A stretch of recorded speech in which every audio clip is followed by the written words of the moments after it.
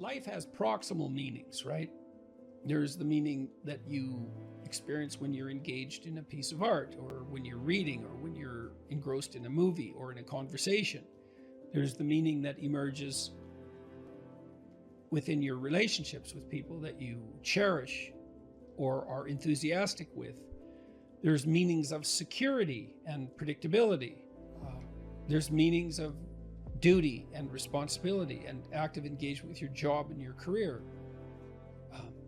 There's meanings of aesthetic pleasure. Now, all of those have their value, and each of them has their place. And maybe there's a hierarchy of value there as well, so that some of those meanings are deeper than others.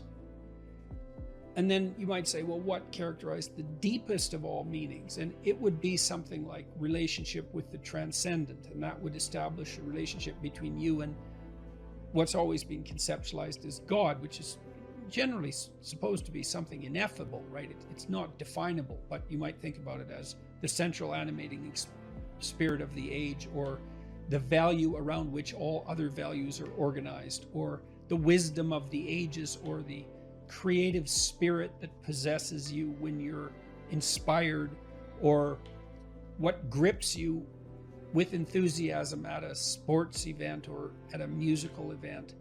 All of those things. And we need a relationship with that. And we find our deepest meaning in that relationship. And if we don't find it, I think if we don't find it in something that's explicitly religious, then we tend to magnify something of lesser value, say something political, into that to fill the void. So yes, life has proximal meanings without God, without eternity, but at the ultimate level, something's lacking. And it's the desire to fulfill that lack that, and maybe the lack itself, that's part and parcel of the religious instinct. So you can kill God, but you can't. That doesn't rectify the hunger for God. And then that hunger seeks out replacements. That's how it looks to me. So, and then, you might also say, well, does that mean you have to believe in God? And I don't think of the proper answer to that is that you need to agree with a propositional statement. Does God exist? Yes. Like, is this table there? Yes. It's not that kind of relationship. I mean, it's characterized in the Old Testament as a struggle. So Israel means those who struggle with God. And you have to participate in that struggle. And you can do that, weirdly enough, as a believer or as a non-believer. Maybe sometimes more intensely as a non-believer. The issue might be more paramount then, the issue of virtue and the issue of the ultimate orientation. If you're plagued by bouts of depression and anxiety, that does destabilize your identity. So it's almost by definition. But having said that, look, this is when habit and plan and strategy are so useful. So in the periods of depression that I've had, and some of them were long and certainly the most unpleasant experiences of my life.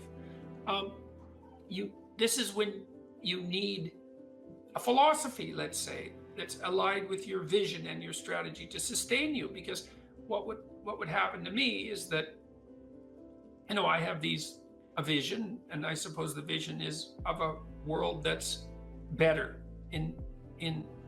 that's less likely to descend into ideological catastrophe, and where people are more responsible and more awake and more educated and healthier. All of that, a vision of a better world, a world that's less hellish at least, but also a better world, and some sense of what role I might play in that.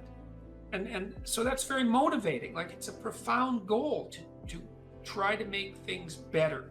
And you can do that locally. You can do that for yourself. You can do that for your family. You can do that for the broader community. And all of that's worth it, man. It's worth making some sacrifices for. It's worth suffering for to some degree. And then you decompose that into the day-to-day and week-to-week strategies and actions that you're undertaking, the plans and the activities that you're putting forward to make that dream a reality, to realize it. And then when the depression and anxiety come along, you think, part of it with depression, it's just bloody endurance. It's like you get up and you work through the next hour, you try to stay on track, you try to implement your strategic plans to the best of your ability, and you hope and you pray that you'll get through it. You'll get through it, and that the darkness will recede, and you stay on track. You eat even though you're not hungry. You get up even though you want to stay in bed. You interact with people even though you'd rather be alone. And it's the benefit of disciplined habits can sustain you. It's like the boat you're rowing in through a terrible storm, leaks and all, and maybe you'll be overwhelmed, but you have the boat and you can row forward, and that's what you've got. If you dare to do the most difficult thing that you can conceptualize, your life will work out better than it will if you do anything else. Well, how are you going to find out if that's true? Well, it's a Kierkegaardian leap of faith. There's no way you're going to find out whether or not that's true unless you do it. So no one can tell you either. You have to be all in this game. There is no more effective way of operating in the world than to conceptualize the highest good that you can and then strive to attain it. There's no better pathway to self-realization and the ennoblement of being than to posit the highest good that you can conceive of and commit yourself to it. You can take whatever job you have and you can make it a real nice little piece of absolute misery. Or you can act like a civilized human being and notice that no matter where you are, there's a richness and a complexity that's completely inexhaustible right at hand. And then you can take that seriously and you can say, well, I can make it a lot better if I want to. I can get along properly with my coworkers and not gossip behind their back, and I can treat my customers properly. And if an opportunity comes my way, I can take it and I can see what happens.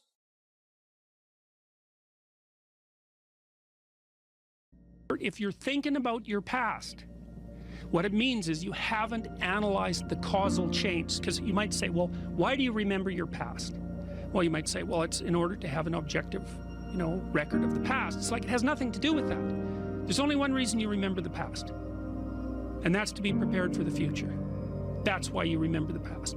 And so what you're supposed to do is take the past and extract out from it wisdom. And wisdom is the ability to avoid stumbling blindly into ditches. Here's a time in my past I stumbled blindly into this horrible ditch and terrible things happened to me.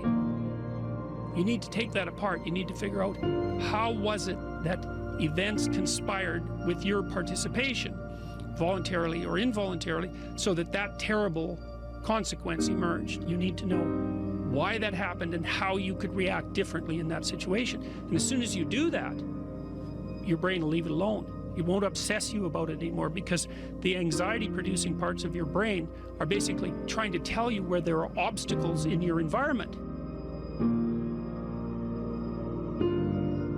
Don't go there, there's fire. Maybe you could master the fire, right? Then you're a wielder of fire, you're not just a victim. And lots of situations are dangerous or not dangerous depending on your level of mastery, right? Life is like that. And so a negative emotion that's associated with a memory is something that's crying out for mastery, and writing can really help with that. You're reorganizing your brain when you write autobiographically. Imagine emotion. Memories can be stored at different levels of your brain, from sort of primordial reptilian image-laden areas that are very emotional, up to finely articulated plans for your future life. Well, you want to take everything that's negative and emotional and transform that into a fully articulated vision for your future. And that frees you of your past. You shouldn't be thinking about your past. I mean, maybe if you're 80 and you're going over a well-spent life, that's a whole different thing. But if you're 30, 35, or 20, and most of the time you're thinking about your past, it's like your soul is trapped back there. You need to free it through investigation. And the metaphysical language is appropriate, because That is, in a sense, what you're doing. You're trapped in the past. It's like you got to break free of that so you can use all your resources to move ahead into the future.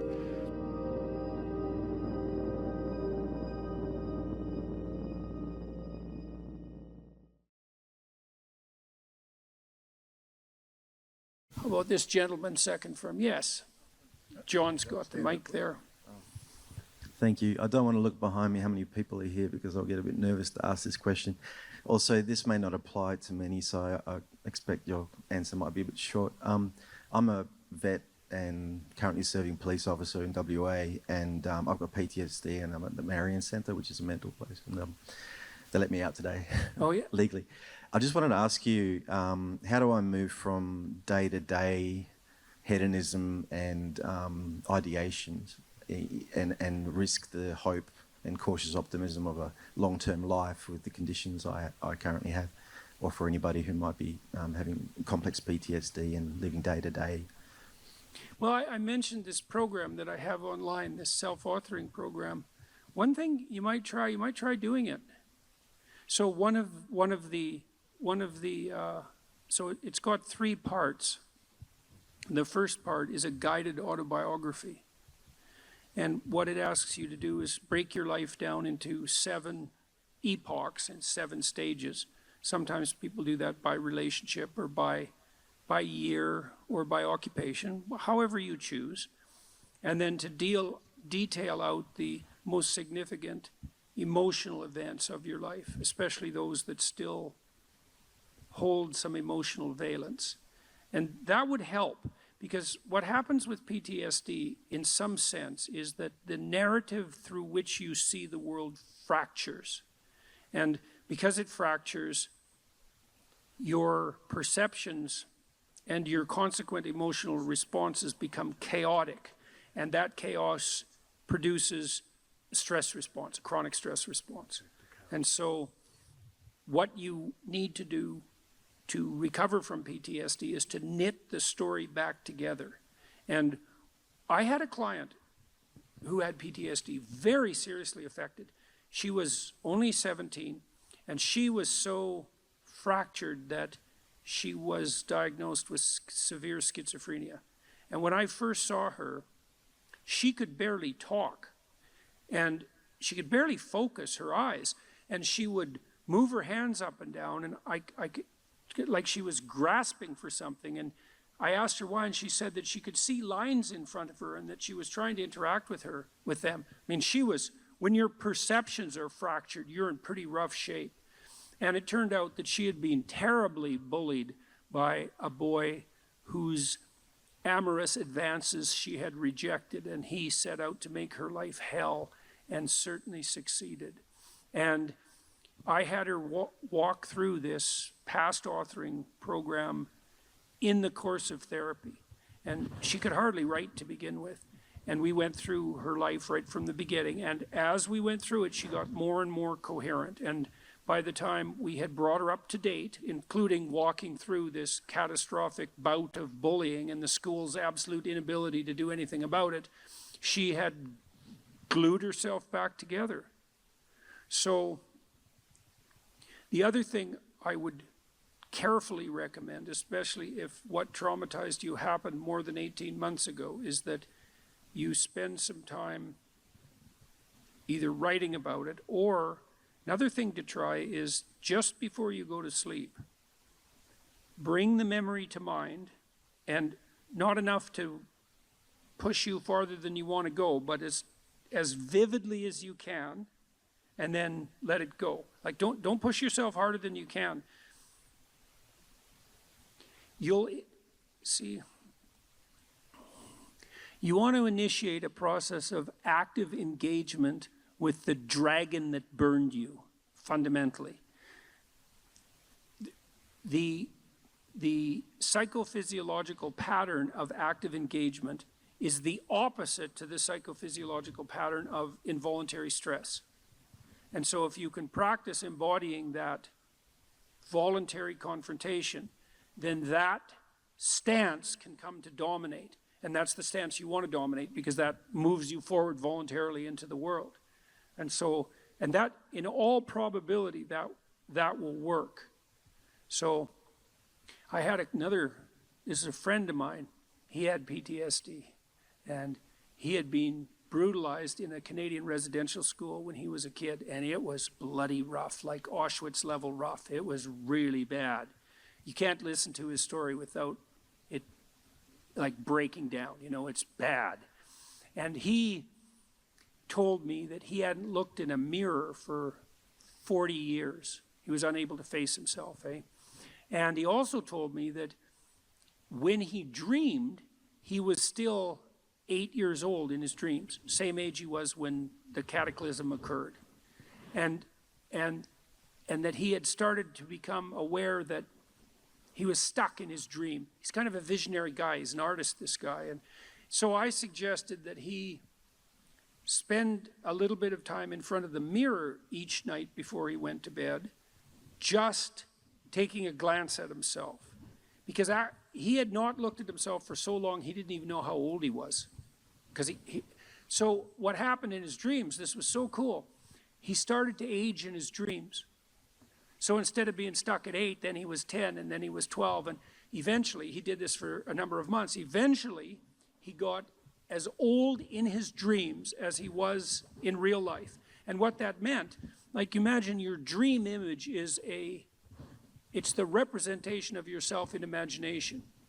And if it's stuck 50 years in the past, then your self-concept is in some sense hasn't been updated for that period of time.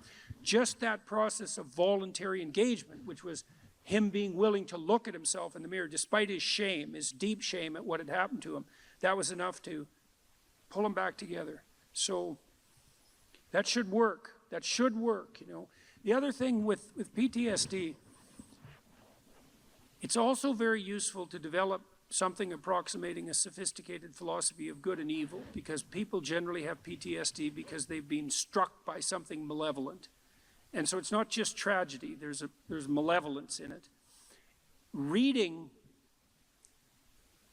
there's a couple of books I'd recommend. One is called Ordinary Men. It's about a police battalion in Germany who was trained to do heinous things in World War II. It's a great book, Ordinary Men. It's a great book. And another one I would recommend is called The Rape of Nanking. And these are rough books, man. The woman who wrote The Rape of Nanking, she committed suicide. It's a rough book.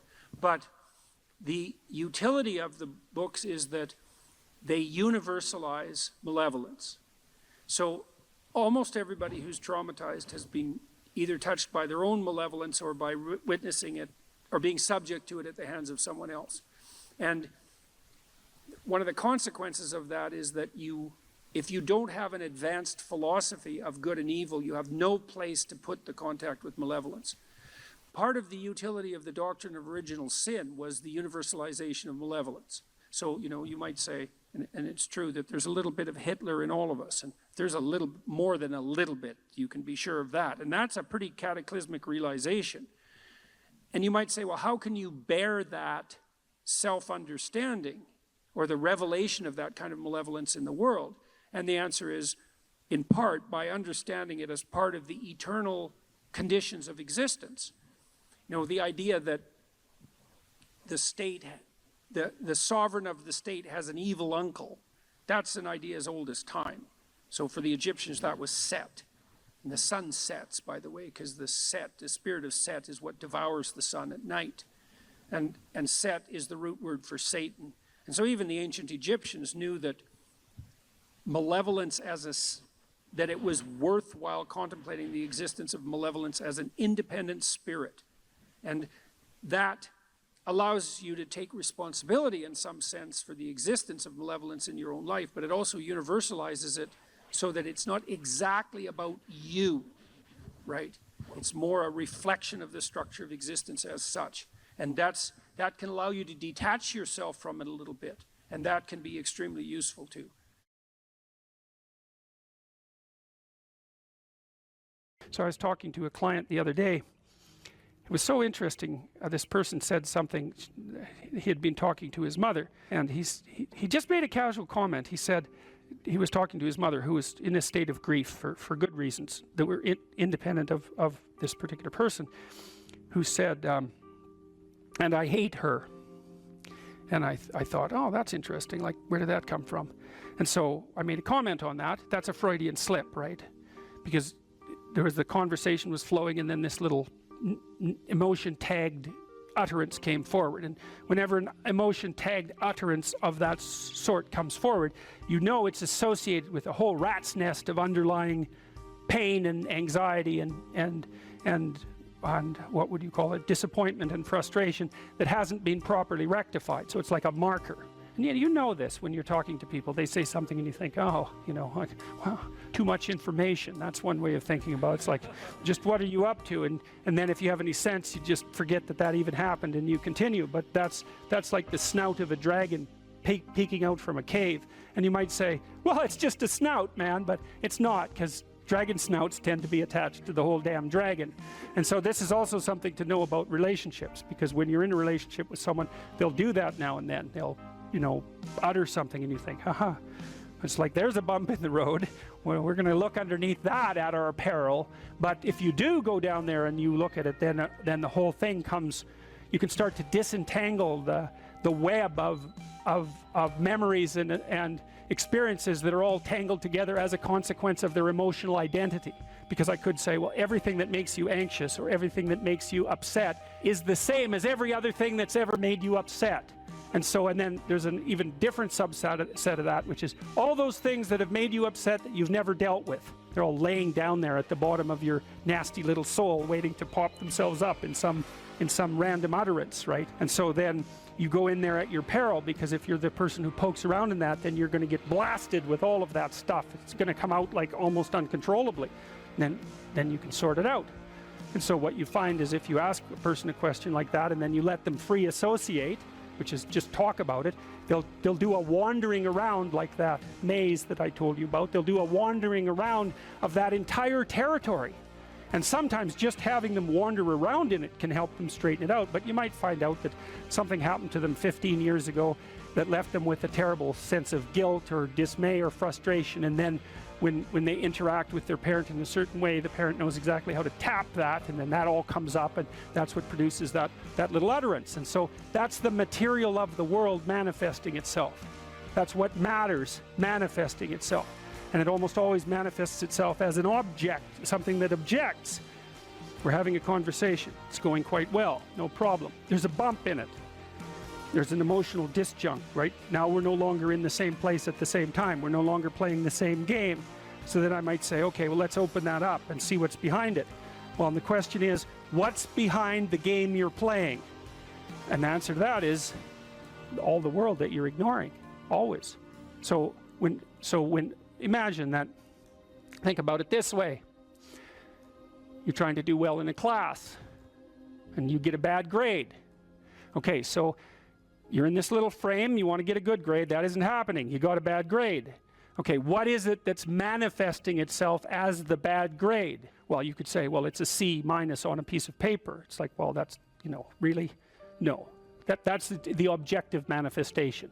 You got a piece of paper with a C-. The value-free proposition is that you've been delivered a piece of paper with a curve on it and a little, negative sign. Well, you think, well, that's what that is. Well, it's as dopey as thinking, well, here you got your failing grade, you go into the lab and you weigh it on a scale, and then you burn it and see what it was made of. It's like, well, why did I get so upset about that? It's just paper. It's like, no, that's not just paper. It's an entity that exists in a web of connections. The fact that it's signified by paper is almost completely irrelevant. What is it? The answer is, you don't know.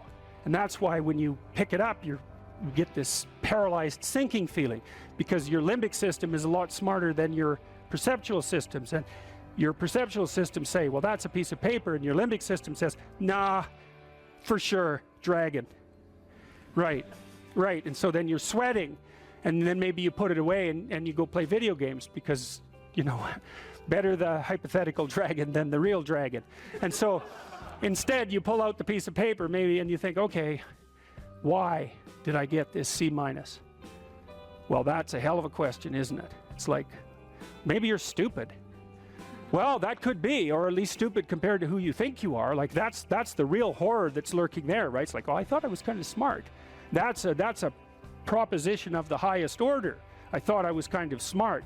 It's like, yeah, well, what about this C minus? It's like, well, that goddamn professor, right? That's the first thing. I've been attacked by a predator. That's the first response, right? So it's a nonsensical message. It's just delivered by someone evil and predatory. Well, that's, you know, possible, but I wouldn't go there. I wouldn't go there first necessarily. So, but then, well, then say you don't go there. Okay, well, so what is this exactly?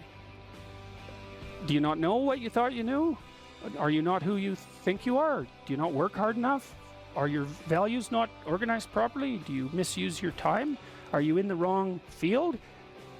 Is the way you're construing your life completely inappropriate? Are you acting out what your parents wanted you to do and you're pissed off about it, so you're only running at 40% to spite them, despite the fact that they're paying $25,000 a year for your education? Because that's a fun game. Yeah, I'll go do what you want me to do, but I'll fail. But not completely, because then that wouldn't cost you very much. I'll just fail a little bit, so that you have to spend all that money forcing me to do what I don't want to do, but you'll never get to escape from it. And then every time we interact, I'll stab you in various ways that you don't quite understand, just to show you how irritated I am that I happen to be acting out the destiny that you've put forward for me. So maybe that's part of the dragon, right? And then that pulls in the whole parent thing. And, you know, these are bottomless pits often. When you're in the world and something objects to you, something that matters objects to you, then in the entire unrealized world is in that thing that objects. It's all tangled up inside it. That's why it's the great dragon of chaos. It's everything that's outside of your conceptual structure. And what is that? It's everything that lurks outside of your walled city. And it's manifested itself like the snake in the garden. And the easiest thing to do is say, I'm not having anything to do with that. But the problem with that is, well, you get your C minus and you don't do anything about it. Maybe you're a little bitter and more resentful and your study habits get a little worse. So the next time you get like a D plus, and then you collect a bunch of Fs, and then you stop going to school, and then you stop showering, right? Then you end up jumping off the bridge. And so that's how the dragon eats you when you don't pay attention to it. And so it's no bloody wonder that people avoid, you know. It's really no wonder that they avoid, because error messages contain within them the implicit world. Now, the upside of that is, well, they contain within them the implicit world.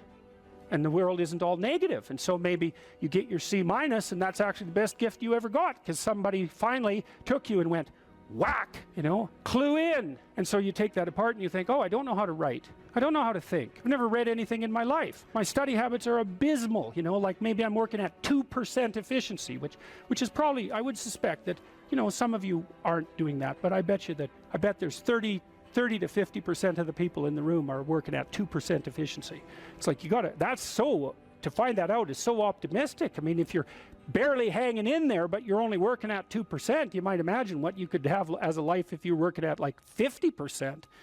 So the C minus can be the best gift you ever had, and that's the gold that the dragon hoards, right? That's exactly what that means.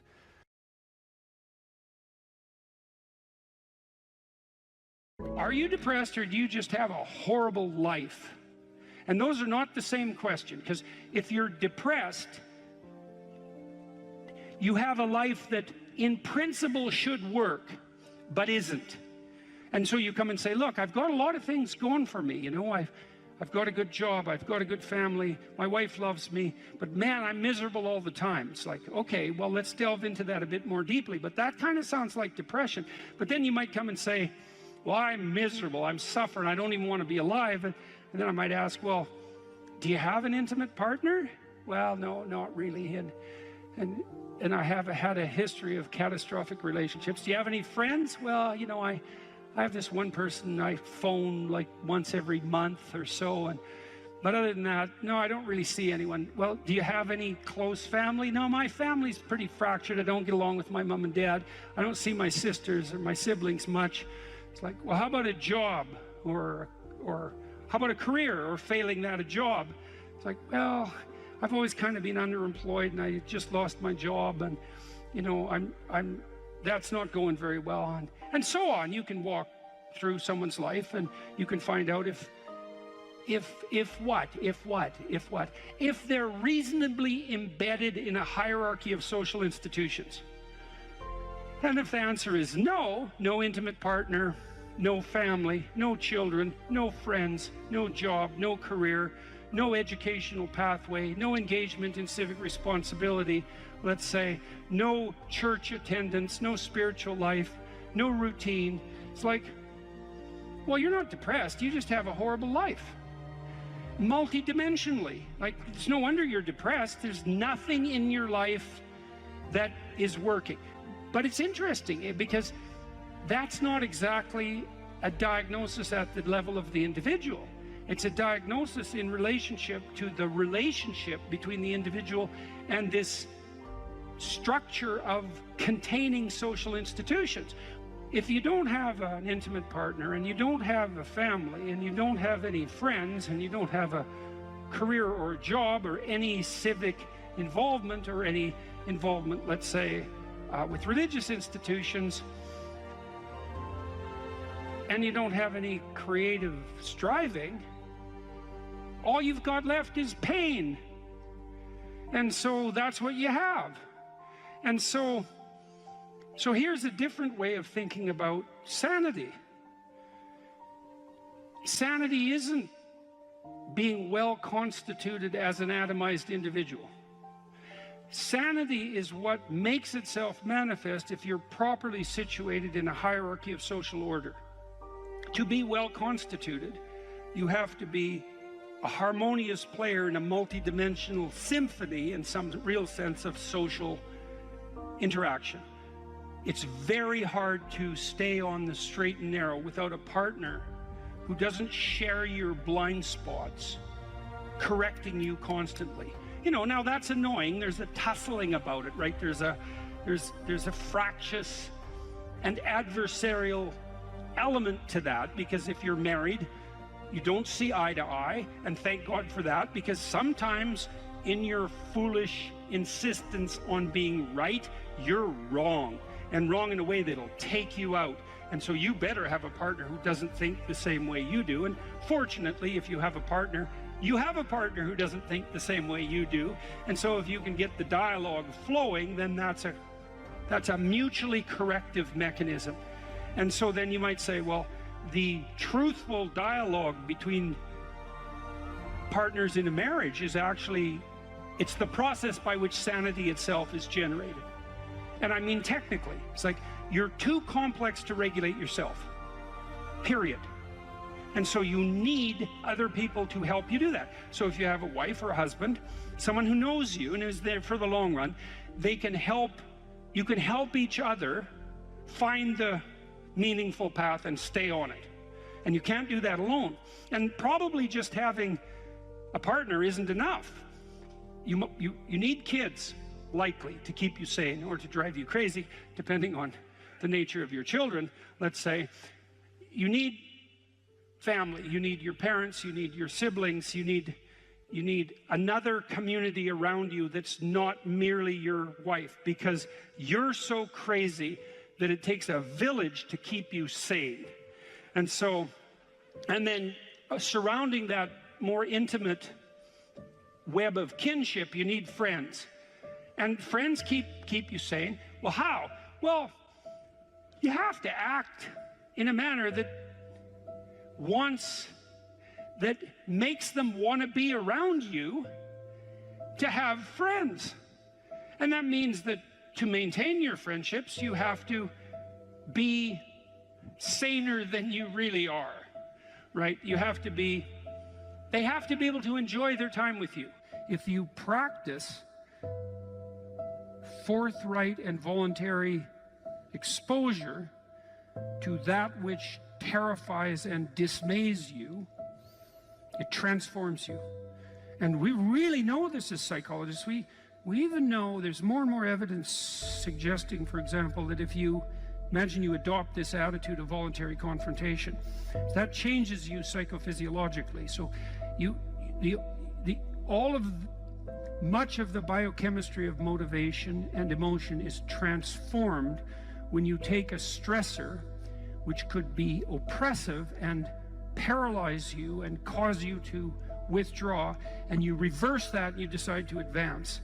It's like a different spirit inhabits you. And I mean this physiologically. There's a whole different pattern of being that makes itself manifest in you neurologically and psychophysiologically and pharmacologically. So you take it on as a challenge, right? And that transforms you at a cellular level too, because one of the things we've discovered in recent years is that if you do something new and complex, then that turns on that parts of your DNA that haven't produced proteins before will start producing new proteins and reconstruct you from the cellular level up. So it's a deep transformation, and we have no idea how deep. And again, you could ask yourself, if you didn't withdraw in fear from anything from everything that life threw at you, who could you become? And I would say that's the central religious question in some real deep sense. You know, are more things thrown at us than we can manage? Well, that's a tricky question, because pretty dreadful things are thrown our way. And you might say, well, that's just presents an insuperable barrier to progress. That's not very helpful, because you're alive, here you are, you got these problems to contend with, and if it's an impossible task, then how could you be anything but hopeless and desperate? But then you think, well, wait a second,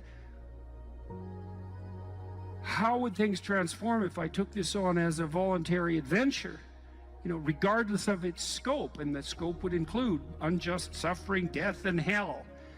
And that's not just some religious or metaphysical vision. It's like, no, you're actually going to have to contend with that in your life, in whatever way those things make themselves manifest to you personally. That's coming, man. And so maybe you better get prepared.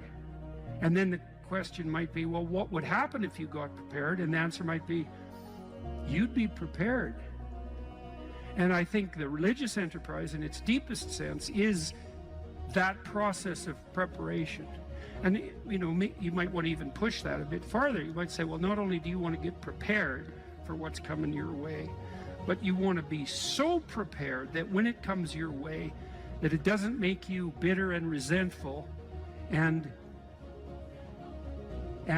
tempted by the desire to walk the path that would make all of that even worse. And so you might say, well, if you could really face up to what you need to face up to, not only could you turn yourself into someone that could bear the catastrophe of life and exposure to hell, but maybe you could turn yourself into someone who would still do good even while facing those things. And that's a pretty noble goal.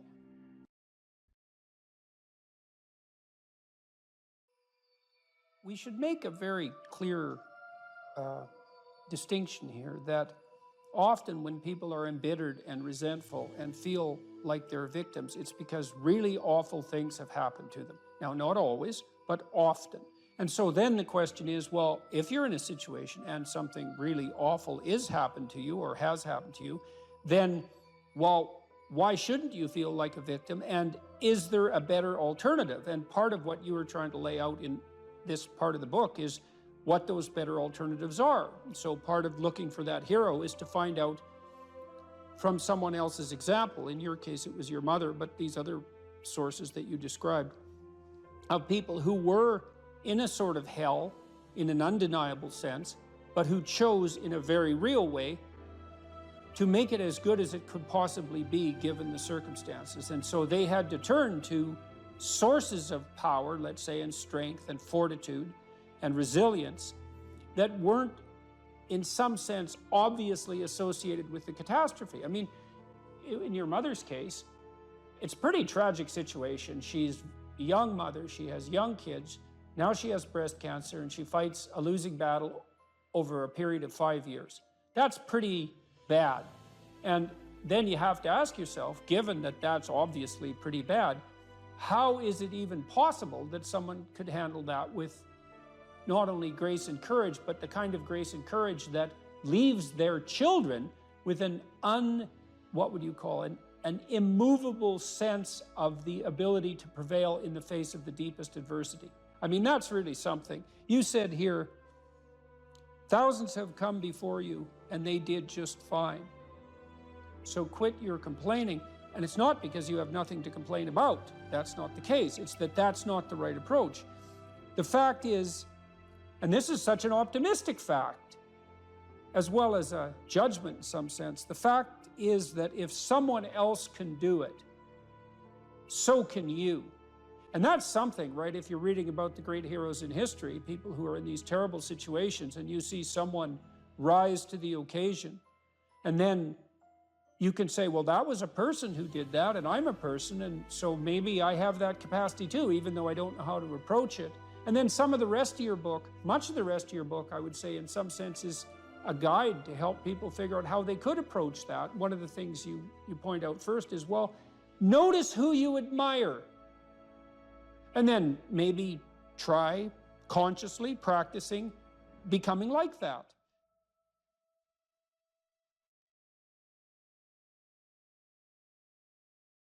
The route to optimal, the route to quality of life and productivity has been laid out by other people. We kind of know what the parameters are. You need to do something that other people find is useful.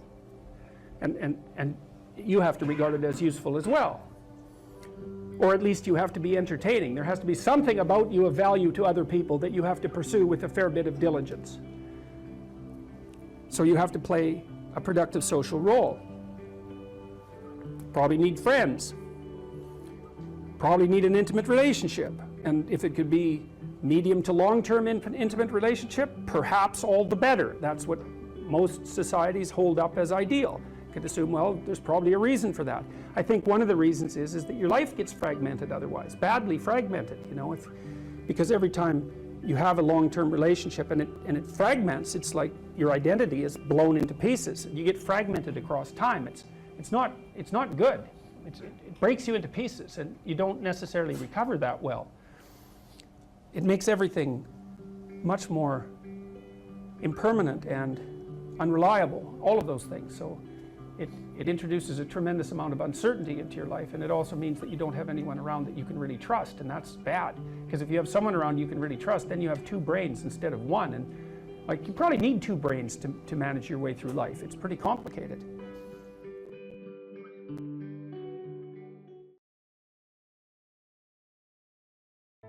Here's some items, so you guys can do a quick big five on yourselves, and I'll tell you the upside and downside of it. So if you're orderly, you follow a schedule.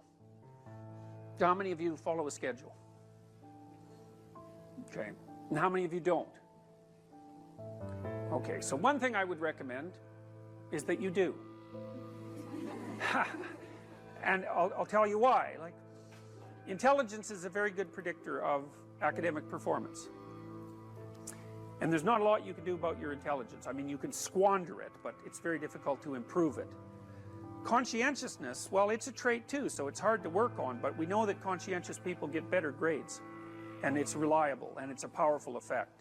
And so, if your time use is organized, then the probability that you're going to be successful is very high. So, one of the things you might think about is make friends with a calendar, like Google Calendar or something like that. And I can tell you some tricks about that, because really it is important. Like, and I'm not kidding around about this. If you're low in conscientiousness, it's really going to trip you up as you walk through life. There's not very many advantages to it that I've been able to see. And I'm not assuming that just because you don't follow a schedule, you're low in conscientiousness, but it is one of the items that mark it. The advantage I've seen so far to being unconscientious is that if you become unemployed, it doesn't bother you as much. And I mean, that actually turns out to matter in some situations. So like, you know, if a big company has to shed 50% of its employees, it's the conscientious people are going to suffer themselves to death for it. And the unconscientious people, they're not going to care anyways, because they weren't working anyways. So it doesn't matter if they have a job or not. So here's one way of thinking about making use of a schedule. Often people are afraid of schedules because they think of them as a trap. You know, you make a schedule and it's like this little prison that you have to live inside, and you know, and all you're doing in your schedule is putting down things you have to do or should do, and so, you know, there's not a lot of fun in that. And so not only is it a trap or a prison, but it's kind of an unpleasant one. But a way to work with a schedule in a lot more sophisticated way is to think, well, I'm going to plan the next week, say, because you plan it day by day, but we'll take the week as the unit level of analysis and think, well, I'd like to plan a week I'd like to have. And then your schedule all of a sudden becomes a tool for increasing the quality of your life. And that's a whole different issue, you know, because you might think, what's the emotion that you suffer, assuming you suffer one of these emotions, if you have an essay that's due and you're not doing it? Like, would you regard that as a pleasant emotion or unpleasant emotion? Okay, so do you think you can characterize the unpleasantness? Like, what kind of emotion is it? It's guilt. Okay, anything else? Frustration? Yeah, so you're sort of frustrated with yourself. Yeah, you need a slap, right? You think, I need a slap. So, okay, so guilt, anything else? Anxiety? Restlessness? So that's kind of an agitation. Yeah, it's because your body knows you should be doing something, but you know, you're not pointing it in the right direction, so it's shame? Is that reasonable? So, okay, so the reason I was asking you about that is because, you know, most of the negative emotions are associated with neuroticism, but some of them seem to be associated with conscientiousness. And the conscientious negative emotions seem to be guilt and shame, fundamentally. And so recent research, and really recent, I only got this paper like a week ago, I think it's about 4 months old, seem to indicate that conscientious people feel less guilt, but they're more guilt prone. So if they don't do something, that makes them guilty, but they organize their time so they are doing the things they're supposed to do, so then they don't feel guilty. So anyways, back to the schedule. So, all right, you think about your week and you think about your day, and you think, well, how would you improve the quality of a given day or a given week? Well, one of the ways of improving it is to not put yourself into the situation where there are things hanging over your head that you have to feel guilty and ashamed about, because that's a very unpleasant way of being. And, you know, if you have an essay that's due in a week and you're procrastinating, then the fact that you have to do that essay can ruin the whole week.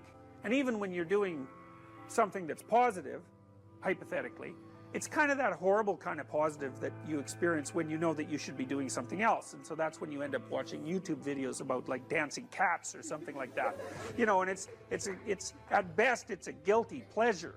It's not a pleasure at all. You think like, what the hell am I doing watching videos of dancing cats, you know? But then you know that you're procrastinating, and that's low quality, very low quality existence. So if you use your schedule, you can think, okay, well, here's some times that I'm going to do this work. And then you can also sort of ask yourself about that when you're designing your schedule.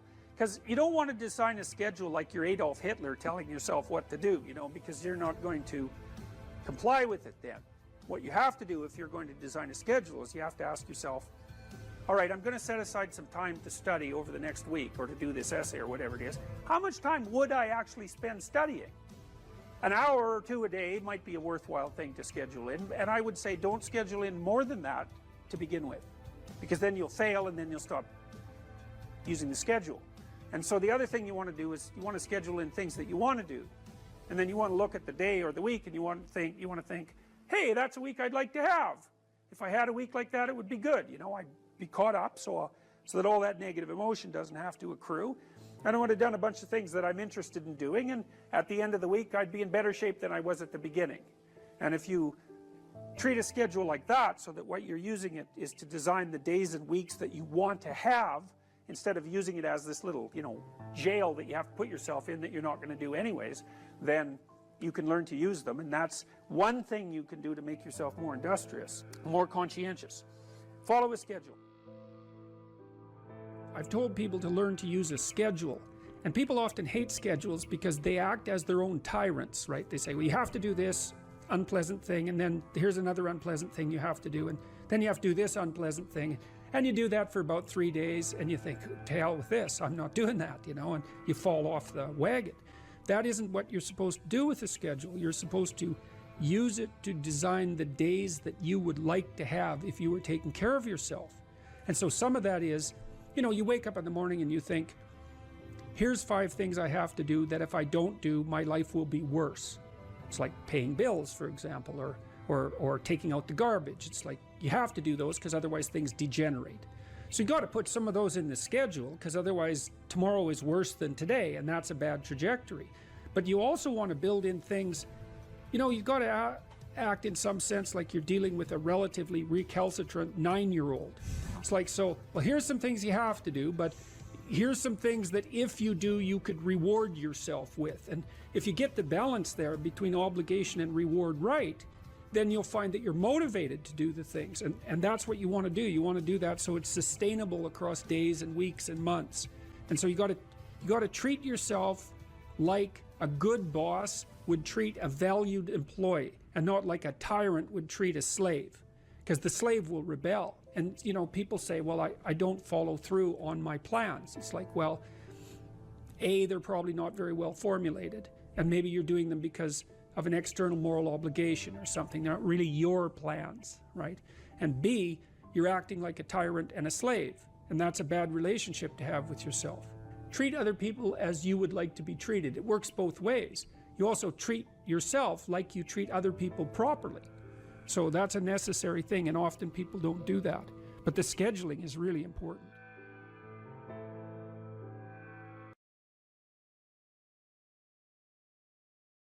It took me a long time to understand what sacrifice meant, because on the surface of it, especially the way it's acted out, like burnt offerings and that sort of thing, it just seems like, well, it seems so archaic and distant from us that it's not really comprehensible. But partly from reading Jean Piaget, and Nietzsche for that matter, I started to understand that people often acted out conceptions before they understood what they meant.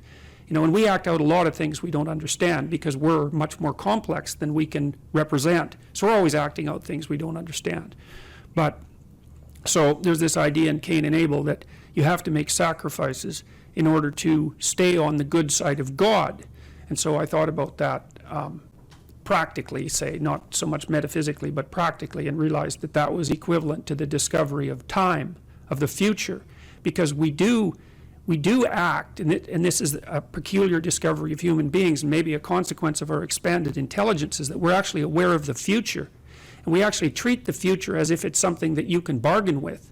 Now, partly it's because the future is other people, and they remember your reputation, they remember your past actions, and if you do someone a favor, then that favor is in some sense stored up in the future. So you could think about the future as a place of judgment about your moral actions, and it's not that far from that to imagining a God who's keeping track of that, or who even is that. But in any case, the idea of sacrifice emerges in the story of Cain and Abel, and Cain and Abel both make sacrifices to God in order to stay on his good side, let's say. And what a sacrifice means is that you give up something of value in the present so that you can improve the future. And that's no different from what we call discipline. It's exactly the same thing. It's just that concretely acted out version of that. And so, the idea basically was that, well, God was in the transcendent heavens. And the first question would be, well, why is that? And it's like, well, if you go out on a really dark night and look up at the sky, you have a sense of what's beyond you, what's transcendent, what's infinite. And so to associate that with the highest of values is a reasonable association, right, from an emotional point of view. So it's not particularly primitive. It's a smart metaphor, or it's a smart intuition that and it's above you. And we tend to think of when you're moving towards an ideal that you're moving up, that you're moving above, you're moving to the mountaintop, right? You're going up, not down. And so it all sits within that same framework. And it's partly because when you go up, like on a mountain, you can see for long distances, right? So all those things are tangled together. So anyways, so the idea is that you have to give up something of value now so that you make the future better. And sometimes it's even something you love now, and that's a good example too, because often the things that stop us from moving forward are our attachments to things that we should no longer be attached to, right? And in fact, you can almost make that definitional. If you're not moving forward in your life, there's a high probability that you have some idea or some mode of action or some habit that you're so in love with that you won't let go of it. So all right, so Cain and Abel make sacrifices, and there's kind of a hint in the story that it's just a hint that Cain's sacrifices are sort of second rate. But in any case, it's ambivalent, hey? But but Abel, he just does wonderfully well, and everything works out for him. And everyone knows people like that, you know. And so God accepts his sacrifices, but for some reason he rejects Cain's. And maybe it's the arbitrariness of God, or maybe it's because Cain's heart isn't in the right place when he's making his sacrifices, which is more likely. And so Cain goes and has a chat with God, and he says, basically what he says is something like, how in the world can you possibly justify this universe that you created? You look at me and I'm breaking myself in half trying to adapt and to make things right, and it's not working. And then there's this Abel character, and things come easy to him, and everything is flourishing for him, and so, like, what the hell? And if you don't understand that question, then you're not thinking, because it's very, very frequently the case when a serious catastrophe besets you in life, that you essentially ask exactly that question. What's the meaning of life? What's the purpose of the world? How come there's suffering? And it's easy to become resentful and vengeful as a consequence of that. And so you got to think about what state of mind having your sacrifices rejected puts you in, especially when you see someone who's successful, because that's where the jealousy and resentment starts to fester is probably the right word. And so God says to Cain exactly what he doesn't want to hear, which is, well, yeah, okay, but you have made lots of mistakes in your life. So he basically says sin is at your door like a predatory and sexually aroused animal, and you've invited it into your house to have its way with you and produced something creative as a consequence. So he's used a sexual metaphor, you know, and so that you've willingly gone down the negative path. And you've allowed that to enter into you and to operate in a creative manner. And you've spun off all these terrible thoughts and this justification for not acting properly. And that's why things aren't going well for you. And so don't lay that at my feet, which is the most brutal possible message he could have got. And so then he leaves the presence of God, let's say, and it says in the story that his countenance fell, which meant he was basically enraged. And so what does he do? He goes out and kills Abel. And then that's a very fascinating idea, because Abel is his ideal. So he kills his ideal. And when you kill your ideal, you're lost. And then he does that to take revenge on Abel, but also to take revenge on God, which I think is extremely interesting and a deep, deep idea. Like these kids who shoot up high schools, for example, you cannot understand what they're doing unless you understand this story of Cain and Abel. You cannot understand what possesses them until you can understand that someone, even someone who doesn't believe, it doesn't matter, it's the psychological state of mind that matters, is they're out for revenge on being itself. And that's why they produce as much mayhem as possible in the shortest period of time. That's why they sacrifice innocent people, because it's much more vengeful and demonstrative to kill innocent people than to kill guilty people, right? Because it's a worse sin, so to speak. And then they kill themselves. And they kill themselves as a final demonstration of their belief in nihilism and the horror of existence. Because you might say, well, why don't they just kill themselves first and save everyone the trouble? You know, and there's narcissism in that too, because they know their names are going to be splashed across the page. That's their notoriety instead of their accomplishment. And of course, the media is unbelievably complicit in that. So when you're talking about motivation for evil, then you have to understand what it is that's driving it, and it is a deep resentment about the structure of being, for being saturated with suffering, but also for rejecting your sacrifices, and that, you know, that produces the bitterness of failure. And I'll stop with this. One of the things that's really interesting about the Old Testament is that, and the Jews in the Old Testament, is that they don't take the path of Cain. Every time they're walloped by God, which is like fairly frequently, they say, we must have done something wrong and we have to set ourselves right. And that's an unbelievably heroic attitude, because that's the alternative to cursing fate. It's like you take the responsibility for failure onto yourself.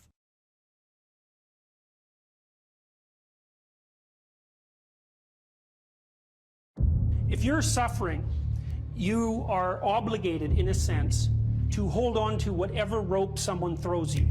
Life can be meaningful enough to justify its suffering. You can tyrannize yourself into doing things, but I wouldn't recommend it. What I would recommend instead is that you ask yourself what you're willing to do. It's a really effective technique. It's like a meditative technique. That's when life is worthwhile.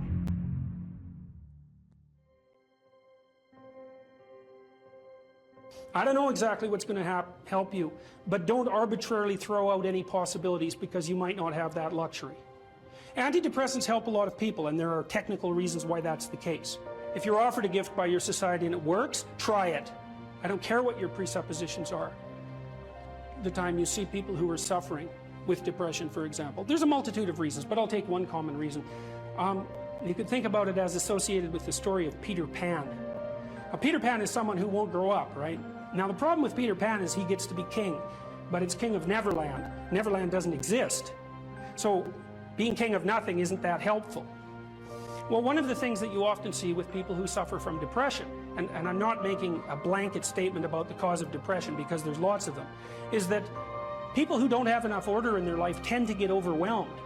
So, for example, if someone comes into me to see me and they say they're depressed, I always ask them a very standard set of questions. Do you have a job?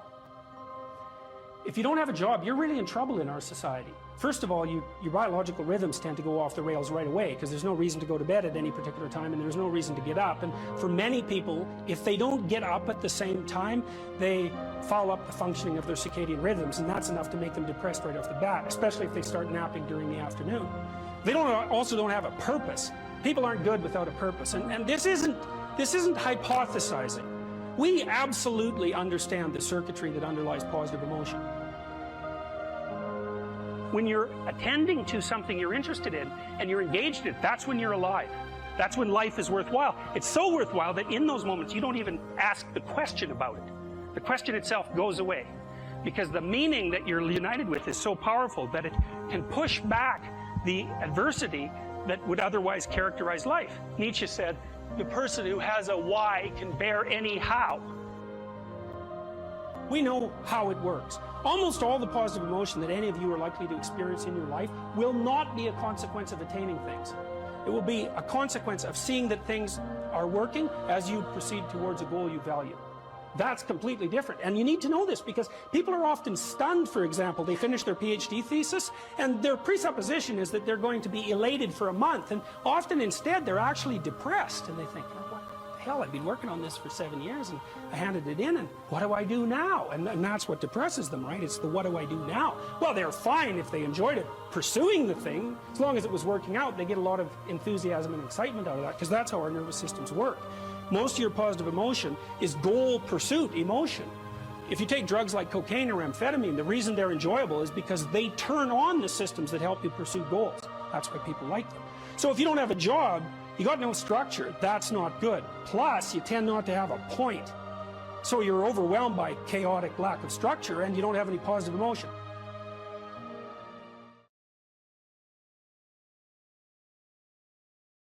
Something like a general theory of meaning. That's really what I've been working on, I would say, for 35 years. Something like a general theory of meaning. And so I'm going to see if I can deliver the whole damn thing in 35 minutes. So, which I've never really been able to manage.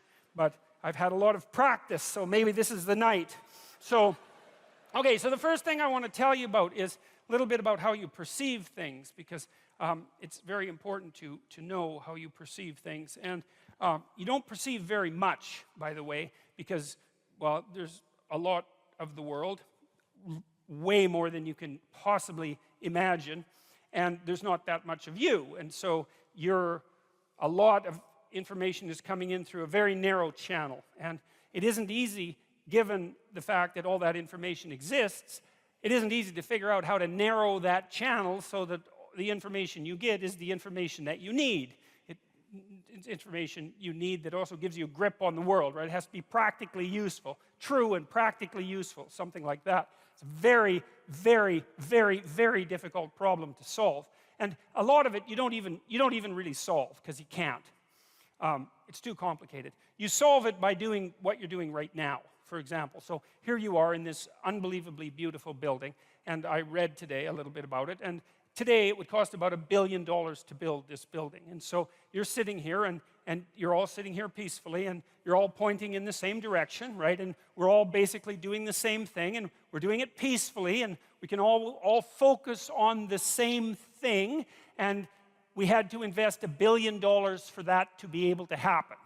And so you think about that, is that part of the way your society solved the problem of the complexity of the world for you was by investing $1 billion in what, how long did it take to construct this place? 15 years, something like that. Maybe it was longer.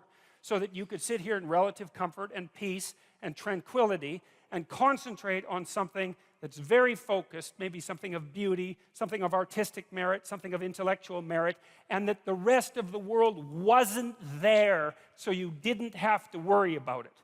And that's not all. It's not just that you're here in this building and the chairs aren't falling apart and the floor is reliable and the electrical lights work and the sound quality is good and like all the technology is working and there's people beetling away in the background like mad constantly everywhere, making sure that those impossible things keep happening so that you don't have to be distracted. But then you're also sitting with people who are roughly like you, roughly like you enough so that when they come into a venue like this, they know enough to sit down in the seats and face forward and not turn around and look at the person behind them, which would make them very nervous, right? Which would be an indication that that person isn't playing the same game as everyone else, and so God only knows what they're up to, because you just wouldn't want that, right? You wouldn't want the guy in front of you turning around and just looking at you for the next 90 minutes. And, well, it's worth thinking about why. Like, well, what are you thinking about? You're going to be sitting there looking like this. Your eyes are going to be darting around, and maybe you're going to be nudging someone and, pointing at this person because maybe they have some idea of what this person is up to, because you don't. And the problem is, if you don't know what that person is up to, then they could be up to anything. And anything is a lot of things to be up to. And you don't want people to be up to anything. You want them to be up to the one or two things they're supposed to be up to while they're with you in this narrow place that you occupy, right? And that's sort of the hallmark of a civilized and socialized person, is when we interact under 90% of conditions, 99% of conditions, you show me your persona. It's just a very narrow slice of yourself, and I show you mine at the bank, say, or at the grocery store, when we pass each other casually in the street. We nod and say hi, and you nod and say hi, or we just walk by peacefully, and like we're seething with complexity, and we don't let any of that out. And the reason for that is we don't want anybody else to let any of it out either. Right? So we keep ourselves simplified, and we build our architecture for that. And so, you come into a building like this, and the building tells you what to do. The chairs are all aligned. The chairs say, sit on me, right? The chairs are all facing the same way in kind of a semicircle, and they say, face the stage. And there's a stage. And so you come in here and all the perceptual problems are solved. And so there's all this technology and there's all this expense, and then there's the shared culture that enables you to know that this is something like a theatrical experience. And so what you do at a theatrical experience is come together as a group and remain silent but attentive, participating in that manner, and watch and listen to the main performance. And you all know that. It's part of the shared culture. And so that shared culture is also enabling you to perceive what you're perceiving right now as a protective mechanism.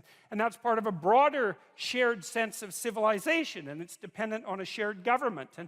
And then there's other forms of protection, the sun isn't shining on us too brutally because we have a roof, and we're not in danger of warfare because you have borders, and you have an armed forces, and you have policemen, and it's like, Christ, there's just things going on around you like mad to ensure that you can sit here so peacefully and so much as if the world isn't a complex place for an hour and a half and do something this focused. And so that's partly how you solve the perceptual problem. You don't see the world that much. You screen a lot of it out. Now, there's a good illustration of this. A psychologist named Dan Simon did this famous experiment, which he called Gorillas in Our Midst. And some of you know about it, but I'm going to go over it because it's such a fun experiment to talk about, because it's so ridiculous and so illuminating, and because it's so relevant to what I want to continue talking to you about. So here's the deal.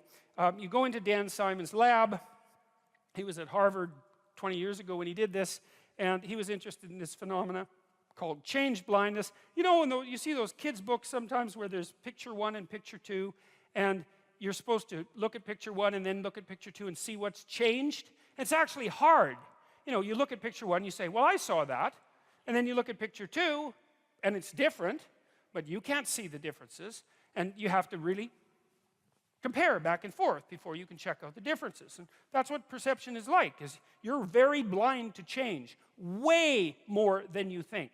And way more than anybody thought before Simon did his experiments. And so he did this crazy experiment. So here's the setup. Video camera set up in front of a elevator bank, right?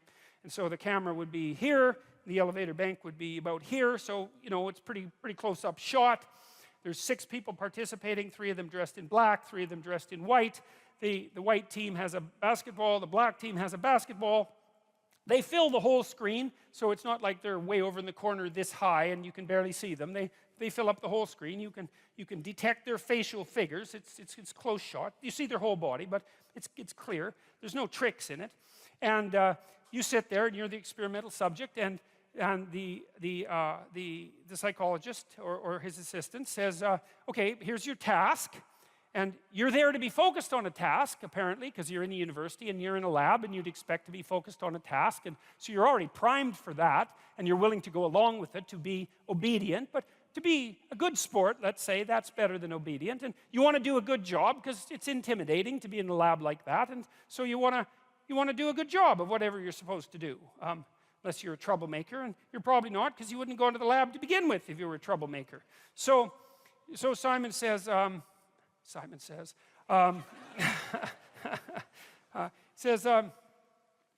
the number of times, like the white team is going to throw a basketball back and forth, variety of ways, 3 minutes. Just count how many times they manage it, and they're going to bounce it and throw it directly and all that. And so the black team and the white team start to mill around on the video, and they're tossing the basketball back and forth, and you're watching the basketball very intently with the central part of your vision. Now, the central part of your vision is very high resolution, and you can tell this. It's pretty easy. I'll show you. I don't know. No, this probably won't work because I think the theater is too big to do it. But we could try it, I guess. So look at my finger, all right? But pay attention to my face. Now, that's hard, because usually when you pay attention to something, you look right at it. But I don't want you to do that. I want you to pay attention to my finger and look at my face. And what should happen, except perhaps for those of you who are quite a distance at the back, is that you'll notice that you actually can't see my facial features.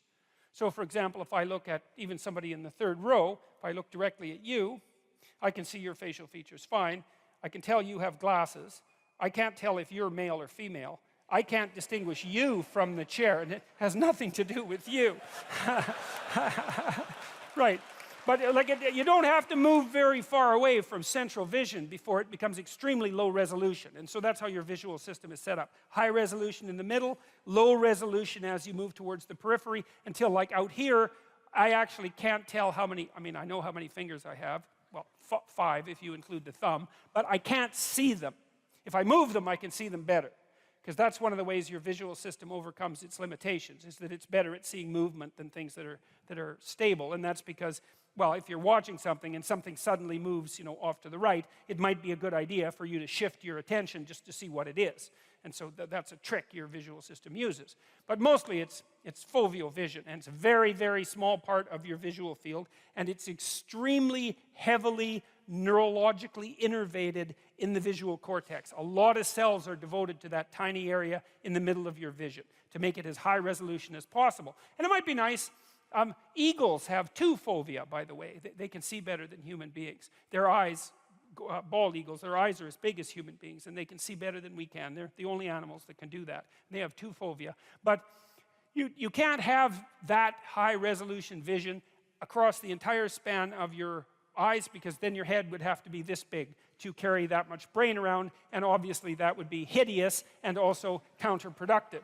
So we do the best we can, and what it means is that we're blind to a lot of things that we don't think we're blind to. So anyways, so you're playing Dan Simon's game, and you're counting the number of times that the basketball is tossed back and forth between the white team, and he says how many times, and you say, being a good experimental participant, you say 16, and you're right, and he says you're right, and you think, oh, good, I'm smart enough to participate in a psychological experiment, and you feel good about yourself, you know, it's a little self-respect boost, let's say, because you passed the test.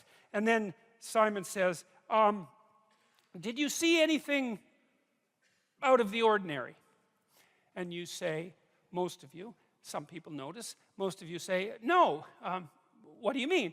And Simon says, well, the gorilla. Did you see the gorilla? And you think, well, what do you mean, did I see the gorilla? Like, there was no damn gorilla. I'd see a gorilla, right? If we're watching me on stage and a gorilla came out here, you'd see it.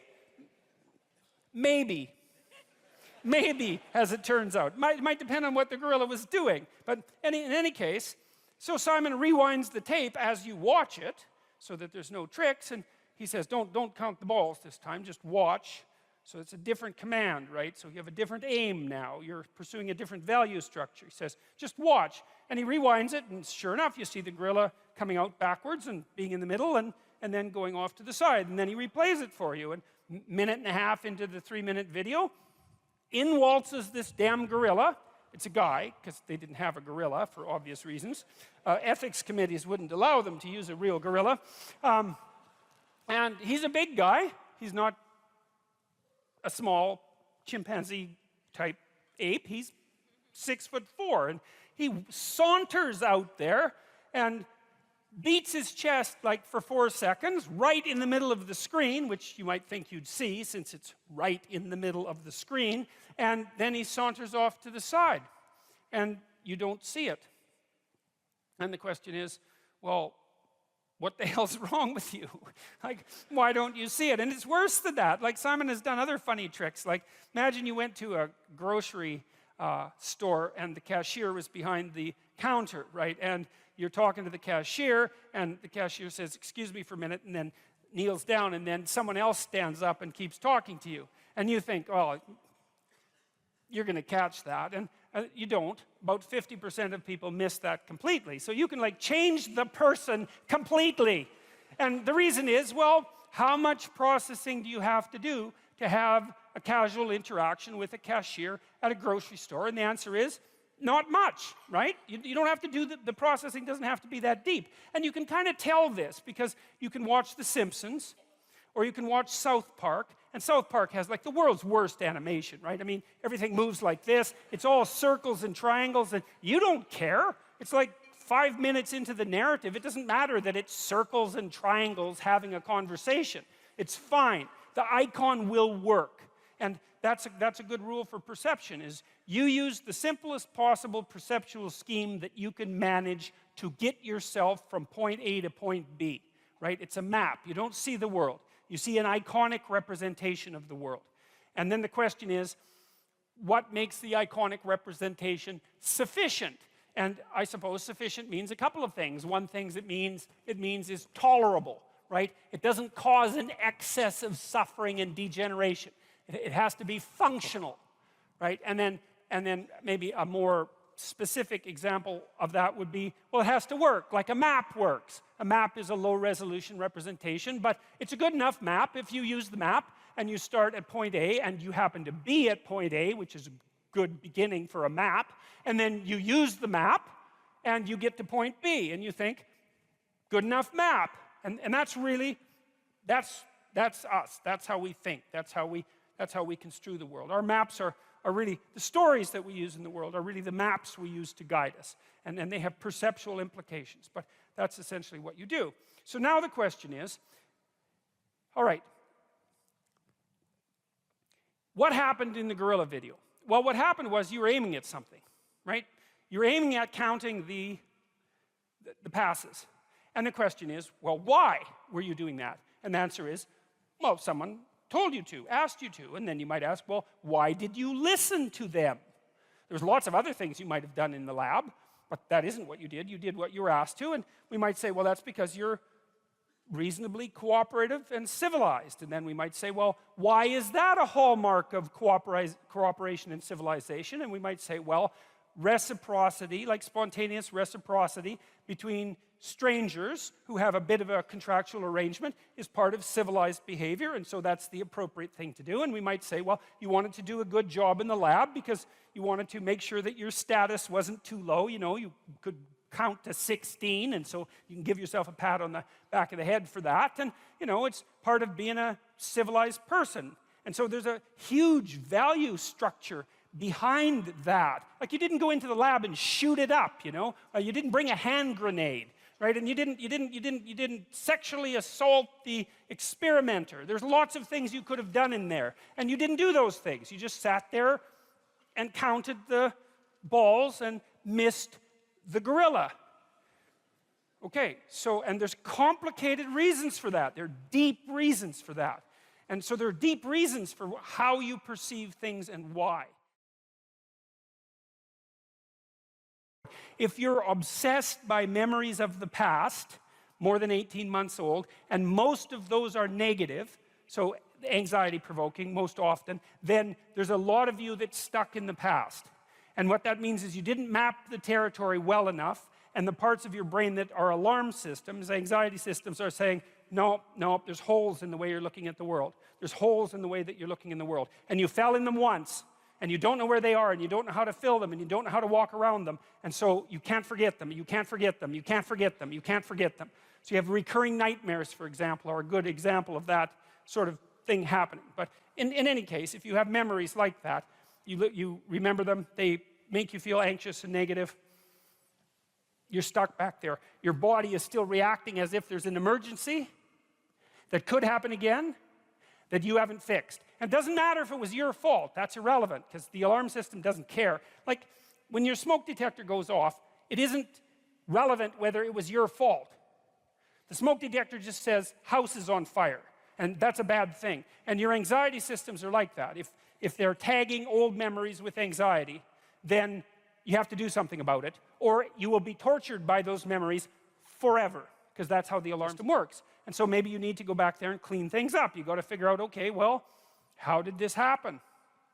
What sort of role did I play? Even if it's a minor role, that doesn't matter, because the point is that you don't want to be put in the same vulnerable position again. So anything you can do to strengthen yourself is good. You know, and often if it's a really old memory, like maybe you were a child, you're not a child now, so you probably have a variety of techniques at hand that you could use to deal with a situation like that if it came up now. And so you have to update that part of your brain that still thinks you're 4. And lots of people have parts of them that are still stuck in some traumatic childhood experience. And they don't. I had a friend like that who had a terrible childhood, and I mean really. I've had clients with terrible childhoods, and his was like top of the lobster hierarchy in terms of terrible childhoods. And whenever he had a dream about it, which was very often, he was 5 in his dream. Well, he's 58. You know, he's not 5, but hadn't been updated, and so he was still 5 in his dreams. It was a complete bloody nightmares for him, complete with all sorts of terrible physiological symptoms, really hurting his life. He couldn't get himself updated, and he's much older in his dreams now, by the way. He's up to about 45, so which is way better than 5, you know, because you can't fight back when you're 5, but you can fight back when you're 45, especially if you have some experience at your disposal. So anyways, you need to know where you are. So let's say where you are is, well, you're on this stage, and you're on this side of the stage, and you decide that you're going to go over to that side of the stage, just to show that you can. And you're making the decision, the same decision that, you know, the famous chicken who is going to cross the road. Why does the chicken cross the road? Well, if it's a sensible chicken, it's because it assumes that there's something better on the other side of the road. It's like, or maybe it's random curiosity, but then it just gets picked off by a dingo or a coyote, so that's not so good. The other side of the road is better, so away the chicken goes. So that's what you're doing. You're going somewhere slightly better. And so that's good. Technically, it's good. Because the way that your positive emotion systems work, they run on a neurochemical called dopamine, which, by the way, is the neurochemical system that drugs like cocaine and methamphetamine and alcohol for some people and opiates affect dramatically and make people feel far better than they should, which is part of their danger. It's a very fundamental system. The dopamine system kicks in with a kick of positive emotion if you're going somewhere that's worth going.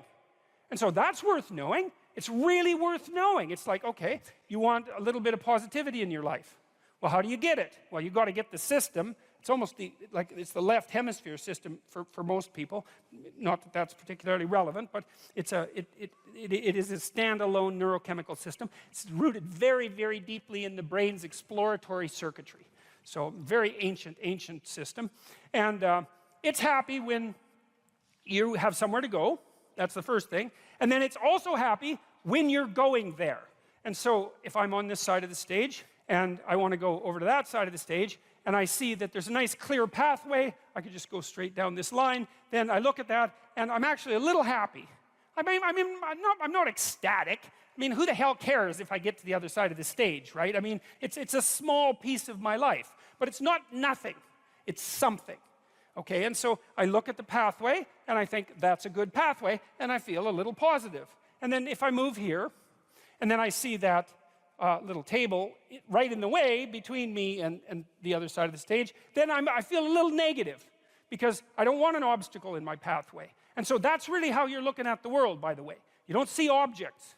It's not the right way to think about it. We don't see objects and then think about them and then evaluate them and then decide how to act on them. Or if we do it rarely and slowly and with a lot of thought.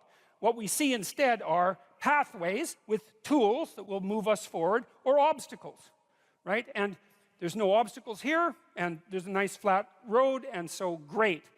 Positive emotion. This is a task I can undertake. The sailing is clear. It's a good day. And then I'm here, and it's like, yeah, well, that's a little annoying.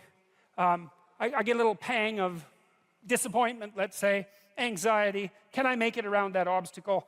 I'm fairly confident. I've done this sort of thing before. So I can take the rough route, and I can, walk forward like this, and then I can do this great trick, which is just this, and then, I've circumvented the obstacle. Now, if I didn't know how to do the little bit of circumvention, then that would be a real problem, right? Because I couldn't get from point A to B, and that would screw up my plan. But I do have that particular skill set, so it's a minor disruption to the perceptual set that I'm using to organize the world. It's a minor bit of chaos, because that's what happens when your perceptual set, the structure that you're using to organize the world, the plan through which you're viewing the complexity of the world, reveals an inadequacy, then that destabilizes your emotions. So that's another thing to know. One thing you need to know is you need to be going somewhere and there needs to be a pathway in order for you to feel good. The other thing to know is that if that plan is untenable or becomes destabilized, then what happens is you become flooded with negative emotion. Frustration, disappointment, anger, primarily anxiety. But all of those things sort of intermingled. Anger maybe because you have to fight your way through the obstacle. Frustration because maybe you have to make a new plan. Disappointment because you put a bunch of work into the damn plan and it didn't work out. Anxiety because now there's too many choices in front of you. And so people don't like to have their plans disrupted. They don't like to have their plans disrupted. And the reason for that is that their plans are directly associated with their emotional perception of the world.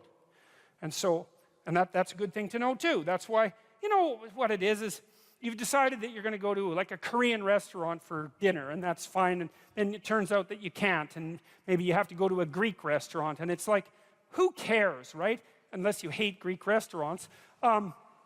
Korean restaurant, that's pretty good. Greek restaurant, that's pretty good. You're still going to be annoyed that your plans changed. Well, why?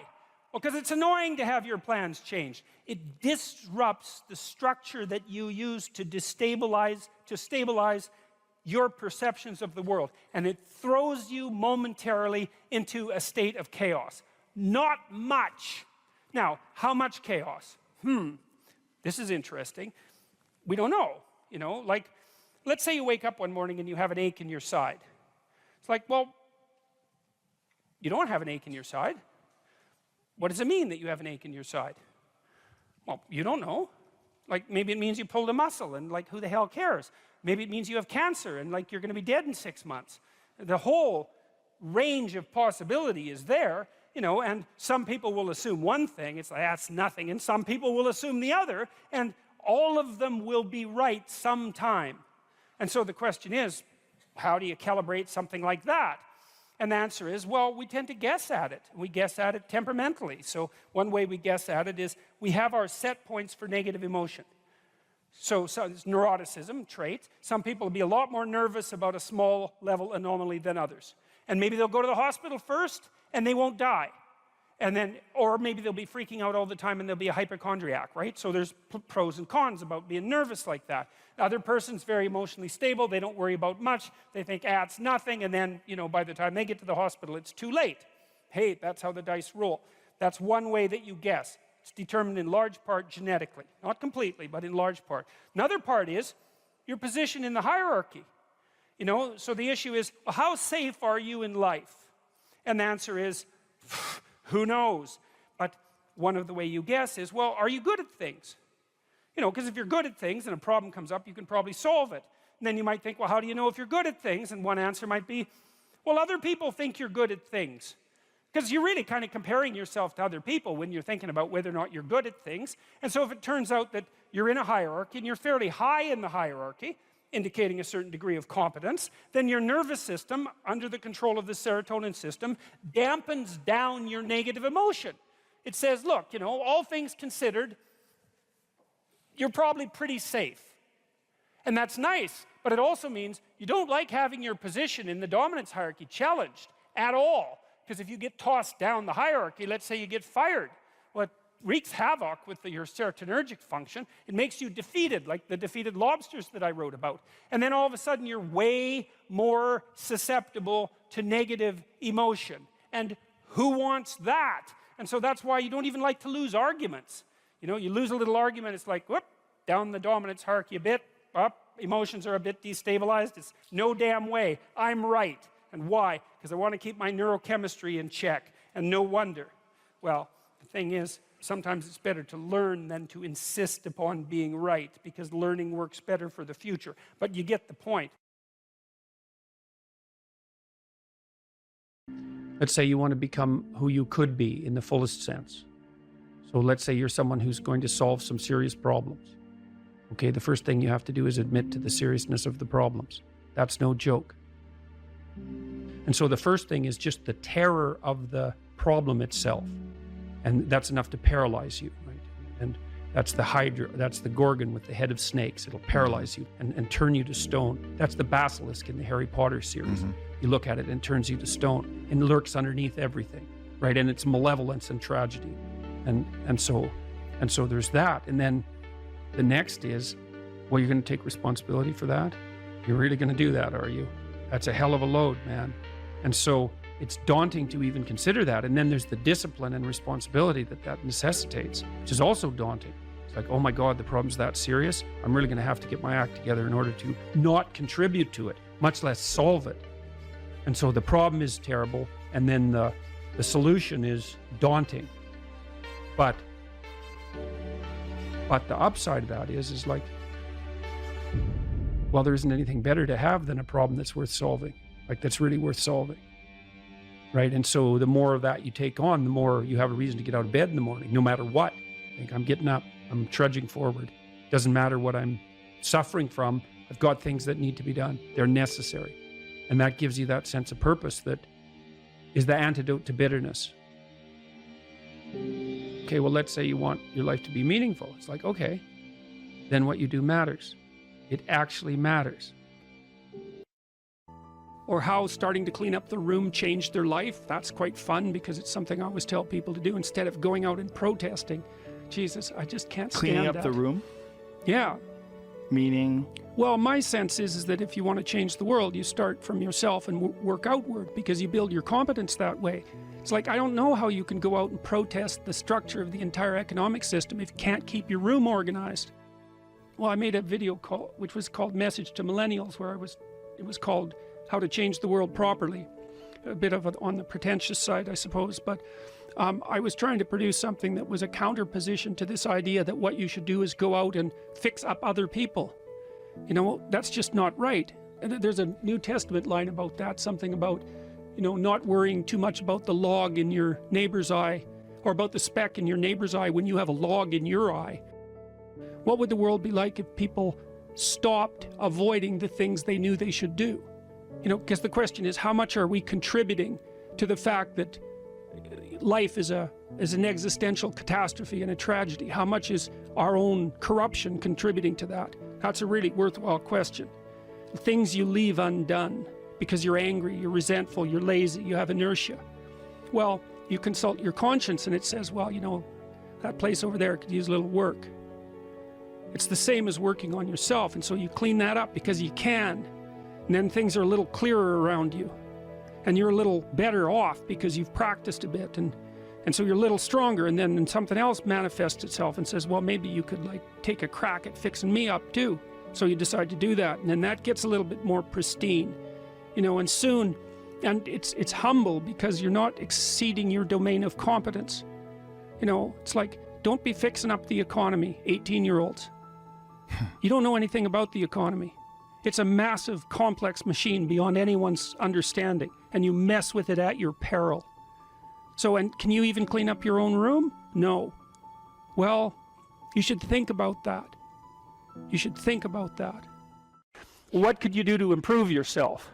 Well, let's step one step backwards. The first question might be, why should you even bother improving yourself?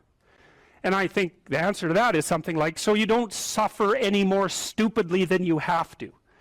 And maybe so others don't have to either. It's something like that. You know, like there's a real injunction at the bottom of it. It's not some casual self-help doctrine. It's that if you don't organize yourself properly, you'll pay for it, and in a big way, and so will the people around you. Now, and you could say, well, I don't care about that, but that's actually not true. You actually do care about that, because if you're in pain, you will care about it. And so you do care about it, even if it's just that negative way, you know. It's very rare that you can find someone who's in excruciating pain who would ever say, well, it would be no better if I was out of this. It's sort of, pain is one of those things that brings the idea that it would be better if it didn't exist along with it. It's incontrovertible. So you get your act together so that there isn't any more stupid pain around you than necessary. Well, so then the question might be, well, how would you go about getting your act together? And the answer to that, and this is a phenomenological idea too, it's something like, look around for something that bothers you and see if you can fix it.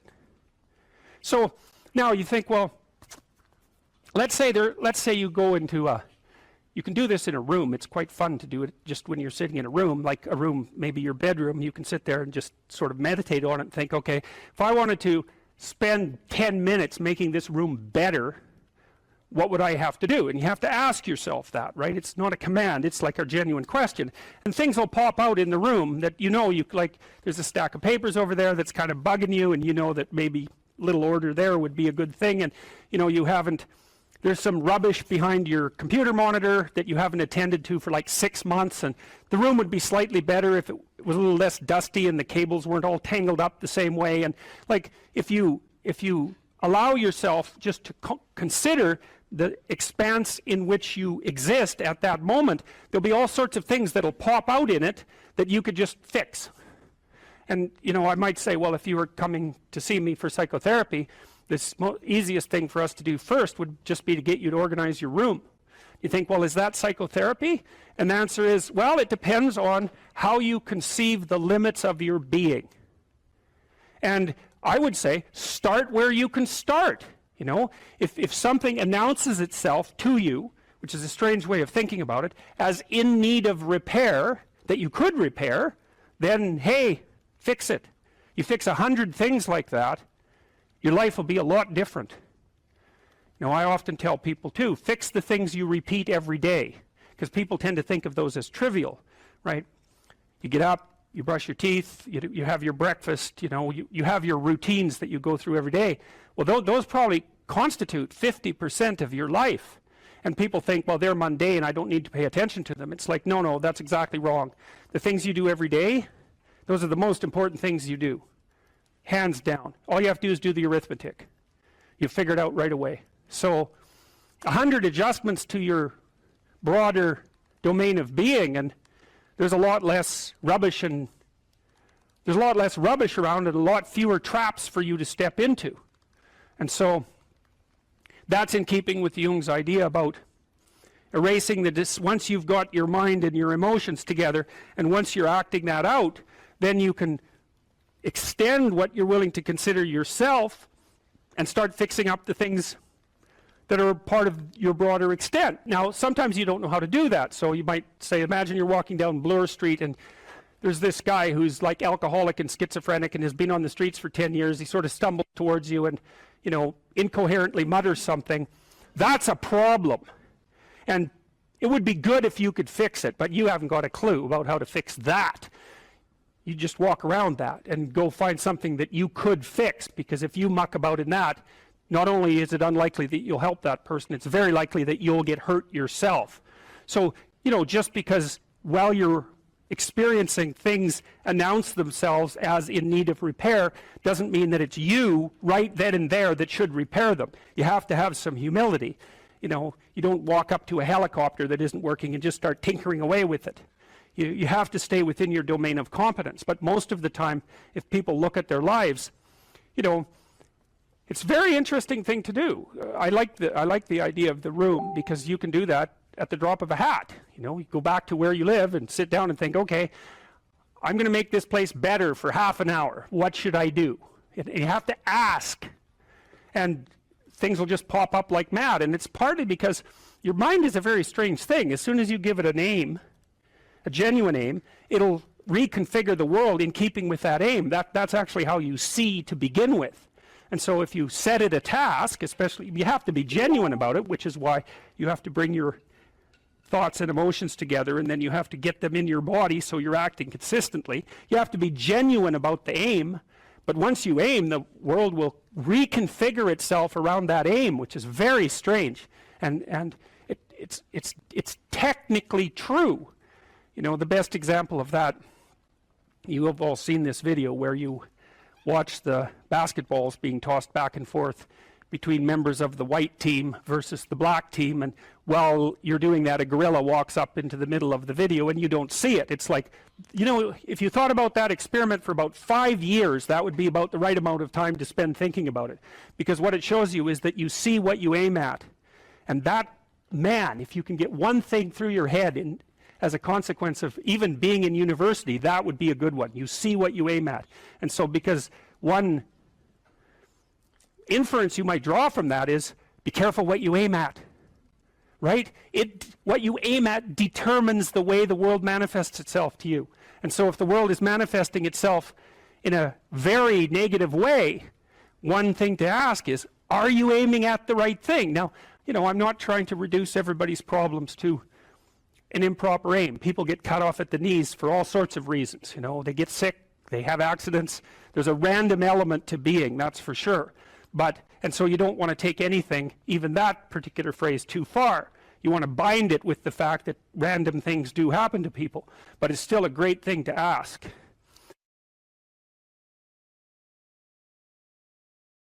You cite a tired brain, foggy thinking, as the reason to stop answering questions or giving a talk. How do you combat this while working or writing daily? Well, I eat a big breakfast relatively soon on waking. That really helps. If any of you out there are anxious, and many of you no doubt are, there'll be a large number of you who are anxious and don't eat breakfast. There'll be a whole bunch of you out there who think, well, I don't eat breakfast. It isn't necessary. It's like, that's wrong. It's necessary. You fasted all night. If you load yourself cognitively or physiologically in the morning, your brain, stressed, will encourage your body to produce insulin. It will take all the blood sugar out of your blood, and then you're done for the day. And then you'll be anxious. And a lot of the rest of you too, you'll find if you're anxious, try this. It's really, really interesting experiment. The next time you're anxious, go eat something. Eat some protein and fat would be best. You could have cheese and crackers. I'm not a big fan of carbohydrates, but whatever. Eat whatever you're willing to eat, but make it solid. Don't eat a peanut butter, or don't eat a chocolate bar or something sweet. Eat something substantial, a piece of meat, a piece of cheese, some peanut butter, something like that. And then wait 10 minutes and see if you're less anxious. And try that for like 2 weeks. Every time you get anxious, eat something. Because then you can find out if your anxiousness, if your anxiety is linked to low blood sugar. And it's very likely that it is, especially if you also get irritable and foggy in your thinking.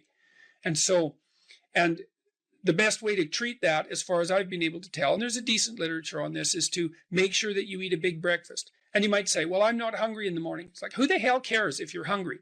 I didn't say enjoy your breakfast. I said eat it. That's not the same thing. You know, there's lots of things that you need to do that you don't enjoy to begin with. You'll get hungry in 6 months and then you'll start to enjoy it. So that's a massive difference. I take small naps quite frequently. If I'm wiped out, you know, I'll go have a nap for 10 minutes or 15 minutes. And then that helps quite a lot. I try to wake up fairly regular, on a fairly regular schedule. That's another thing I would really recommend for people whose lives are in disarray and who are anxious. Try to fix your wake time. Sleep, going when you sleep, that's not so important. So you can still, you know, stay up late and have fun and all that. But getting up in the morning is really helpful. So, you know, and you also have to figure out how much you can work or write. I can't write for more than about max. My sustainable maximum for writing is 3 hours a day. And if I push it past that, then, especially if I'm editing, I make mistakes when I'm editing, so that's counterproductive, and I can't sustain it across time. And so I don't really think you can do more than about 3 hours of extremely intense intellectual work a day. Although if you have a nap, you can stretch that, but I think at least I end up paying for it across time. So nap, make sure you eat, and make sure that you get enough sleep. So that's how I combat it and try to make myself hyper efficient.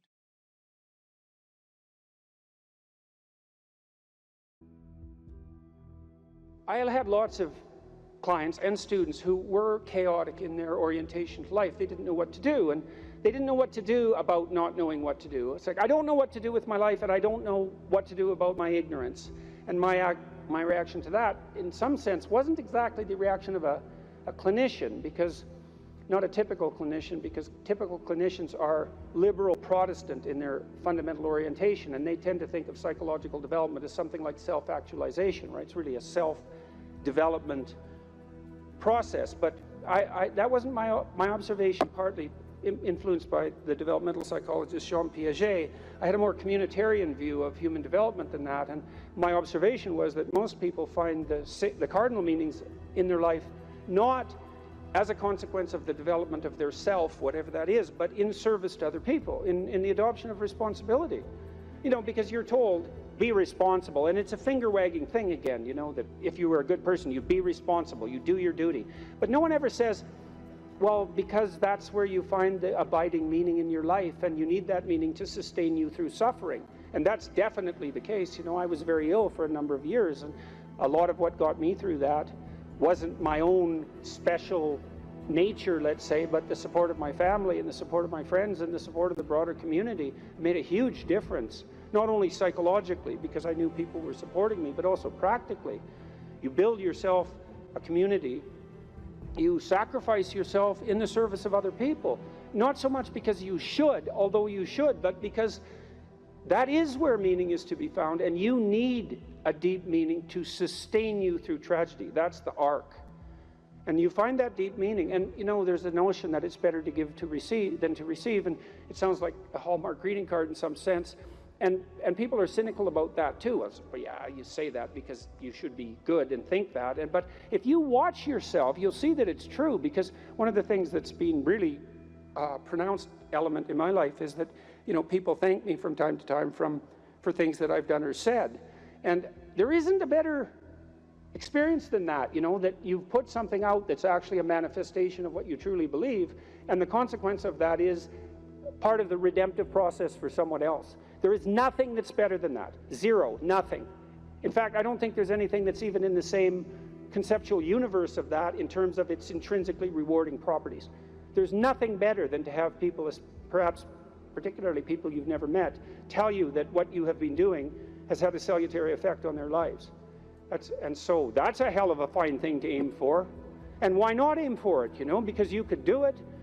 If you put, I wouldn't even say necessarily that you put other people first, because I think that's a mistake, but I do think it's the case that you treat other people in the manner that you would wish to be treated if you were treating yourself properly. And that's also a sophisticated thing, right? To learn to treat yourself properly.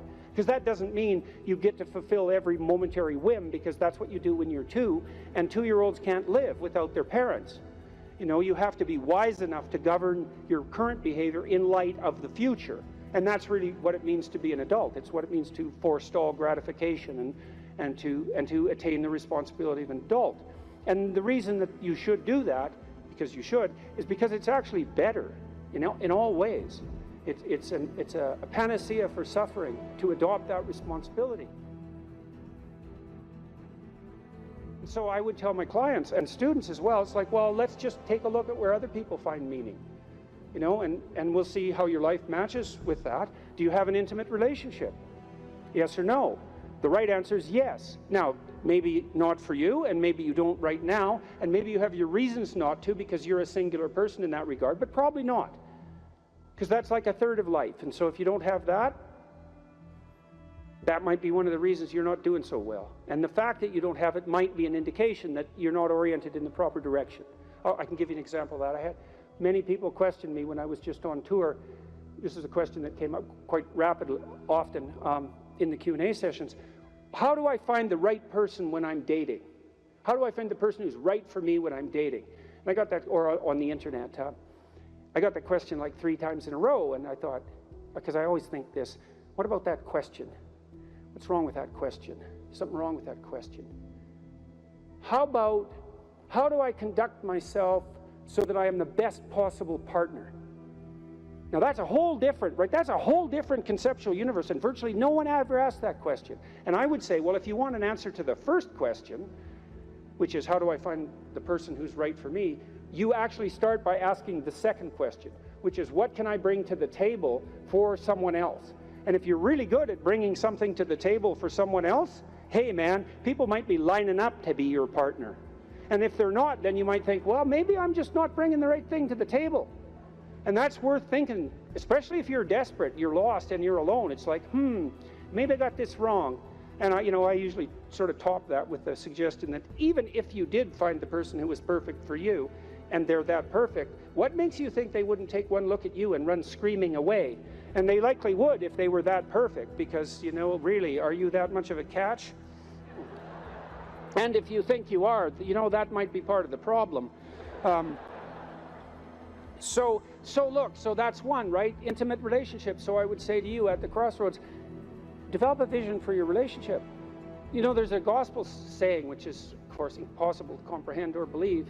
Knock and the door will open, ask and you will receive, seek and you will find. And people think, well, no way, the world's not constituted like that. It's like, it goes back to the idea of aim. If you don't aim at it, you're not going to hit it. And you know, it might also go back to a question about what do you mean by ask and what do you mean by want? Because it isn't just some casual request. You know, you're praying to God, I wish I could find my wallet or something like that, as if he's the casual granter of magical wishes, like a fairy with a magic wand. You know, it's not that. Asking means something like this: I am willing to give up everything that I'm doing wrong so that I can put things right, if I could know what right was. And that's you're on your knees when you say that, man. And maybe if you're on your knees, you get the answer. And so that's worth thinking about. So, you know, if you knocked and you wanted to walk through and you asked and you wanted to learn, you know, and you sought because you wanted to find, maybe you would receive and be answered and find, but not without aim. And so I might say, well, look, if you could have the relationship you wanted, you get to have the relationship you want and need, but you have to know what it is. And so then you need a vision of that. It's like, and a developed vision, you know, not I need to find the person right for me. It's like, what do you mean by that? No. How about how are you going to treat your partner when they come home from work? How about something that concrete? Or how would you like to be treated when you come home from work? Or what sort of partner do you want in relationship to their attitude towards children?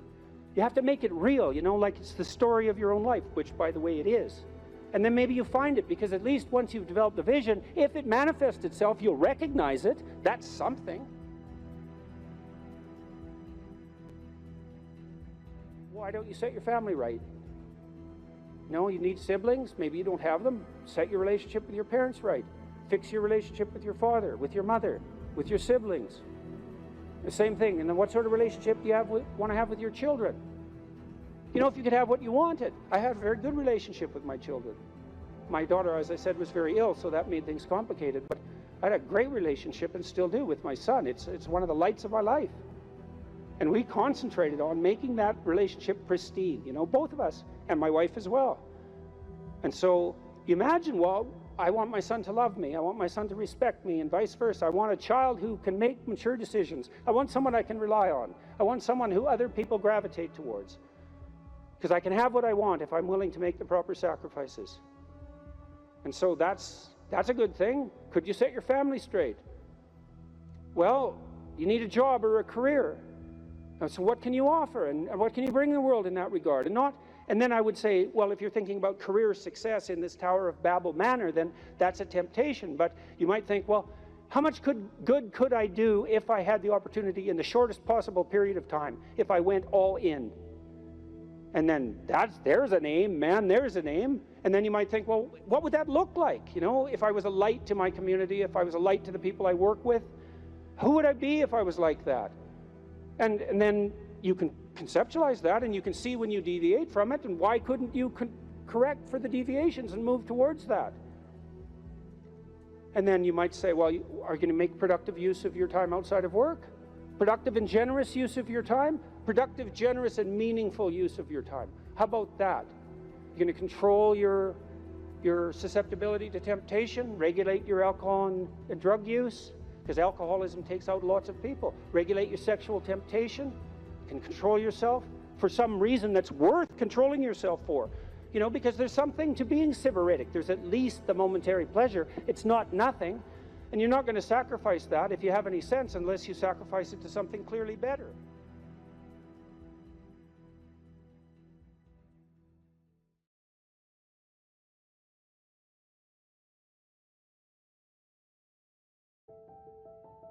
What emotion do you feel when you're going to approach someone you're very attracted to, and there's an extremely high probability that she's going to tell you to disappear?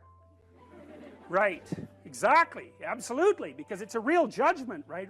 We're going to see a movie called Crumb where you'll see this in great detail. But it's a real judgment. It's like the best judgment is, well, I don't mind your physical presence, but your genes should definitely not survive another generation.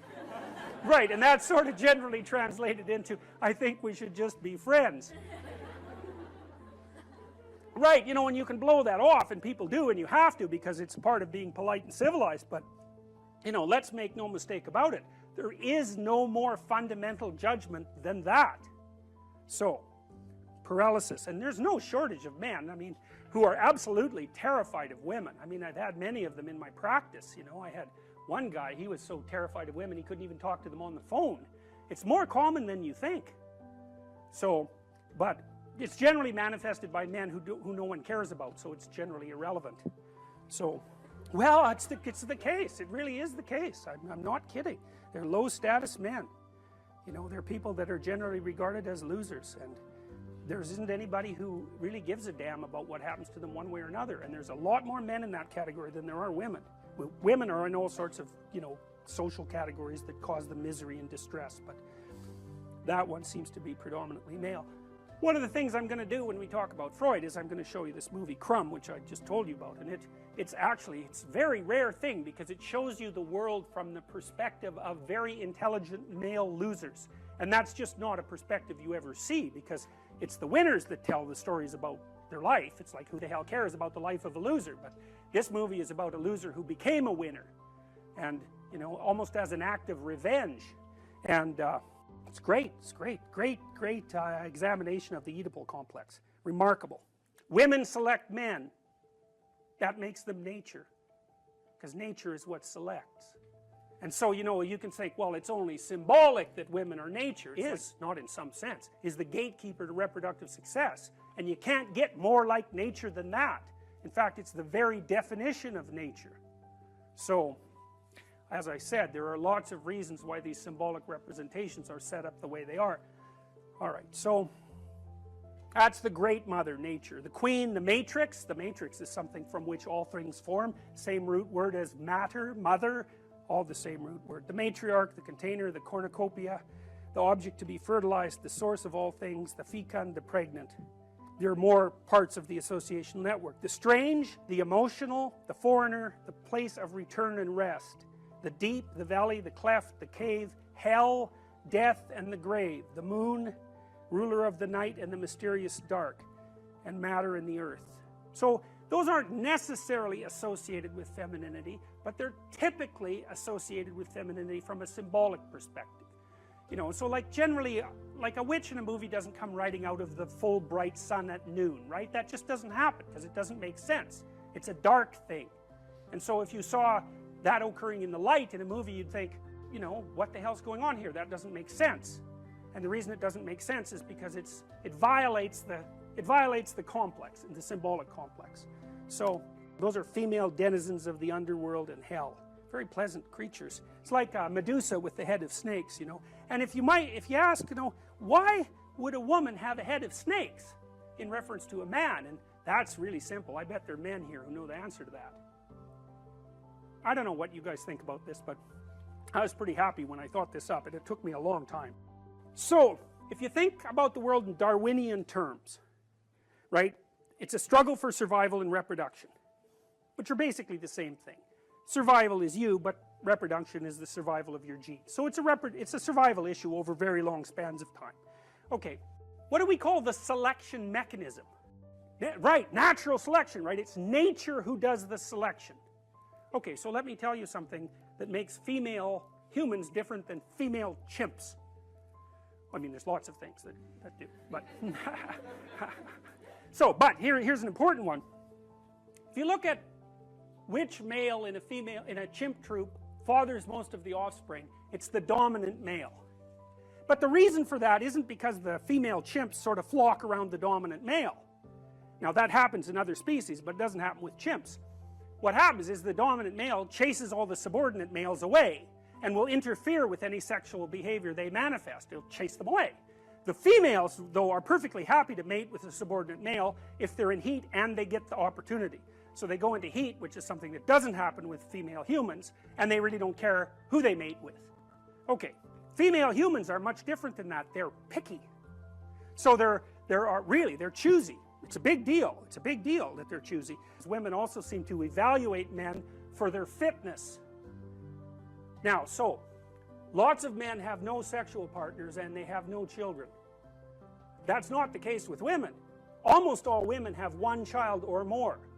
And it's a rare woman indeed who cannot find a sexual partner. Some of you undoubtedly have already experienced what it's like to be possessed by a particularly stupid idea. You know, so maybe you've grown out of one or two of the stupid ideas that possessed you, or maybe you're possessed by an attraction to someone you can't control, or you can't control your eating behavior, or you're a pushover when it comes to interpersonal interactions because you're too agreeable, or you fly off the handle and fight, and you know, none of this is really under your control. And so all of those things that manifest themselves not only in your behaviors but in your perceptions themselves, you know, they tend to take on embodied form and use you as the vehicle for their activity. So, you know, when you're thinking about something like anger, for example, think about how it works, because it's quite peculiar. What must someone generally do? How must someone generally act if you're going to be angry at them? They have to be irritating, right? You know, they have to provoke you in some way. Well, the mere fact that you perceive what they're doing as irritating or provoking doesn't ensure that anyone else would have thought about it, or that that's what they meant, or that that's what's happening. And my point is, it's very important to think about these complexes of ideas as subpersonalities, because otherwise you really don't get what they're like. If you're angry, if you have a proclivity towards anger, especially if it's an unthinking proclivity, anything that someone says might irritate you.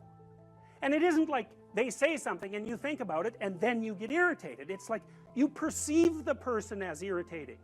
You know, maybe it's just the way they hold their mouth or something. It can be very, very subtle. And you might say, well, it's not me, it's you. It's not that I'm irritated by you. It's that you're irritating.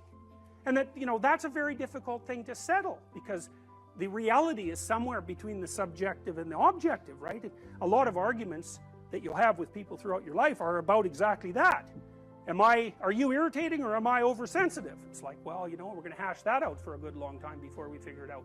But the point is that if you're possessed by an emotional state or a motivational state or an idea or some kind of complex, you'll see the world through its eyes. And then the facts reveal themselves to you through the lens of that particular set of ideas. So it's a very frightening idea, because, you know, we like to think of ourselves as masters of our own house, which is completely clueless, because it's obvious if you watch yourself for like a month that you hardly ever do what you tell yourself to do, and you're liable to do all sorts of other things that you don't even want to do. You know, because you say, well, I'm going to go to the gym 3 times a week, and I'm not going to drink, you know, and maybe there's this person I'm not going to associate with, and then, you know, you don't go to the gym, and you find that person and you go out and drink with them, and you think, what the hell's going on, you know? But you're not the sort of person that will do what you say. And so, like, what sort of person are you? Well, that's a psychoanalytic question. It's a deep one, because you're a peculiar thing, and there's parts of you that are really, really, really old.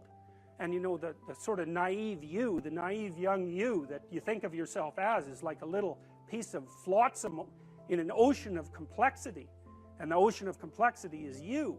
And part of diving down into the depths is to start to understand what it means to be human, and like whatever that means, it's the one thing you can say about it for sure is that it's bloody peculiar.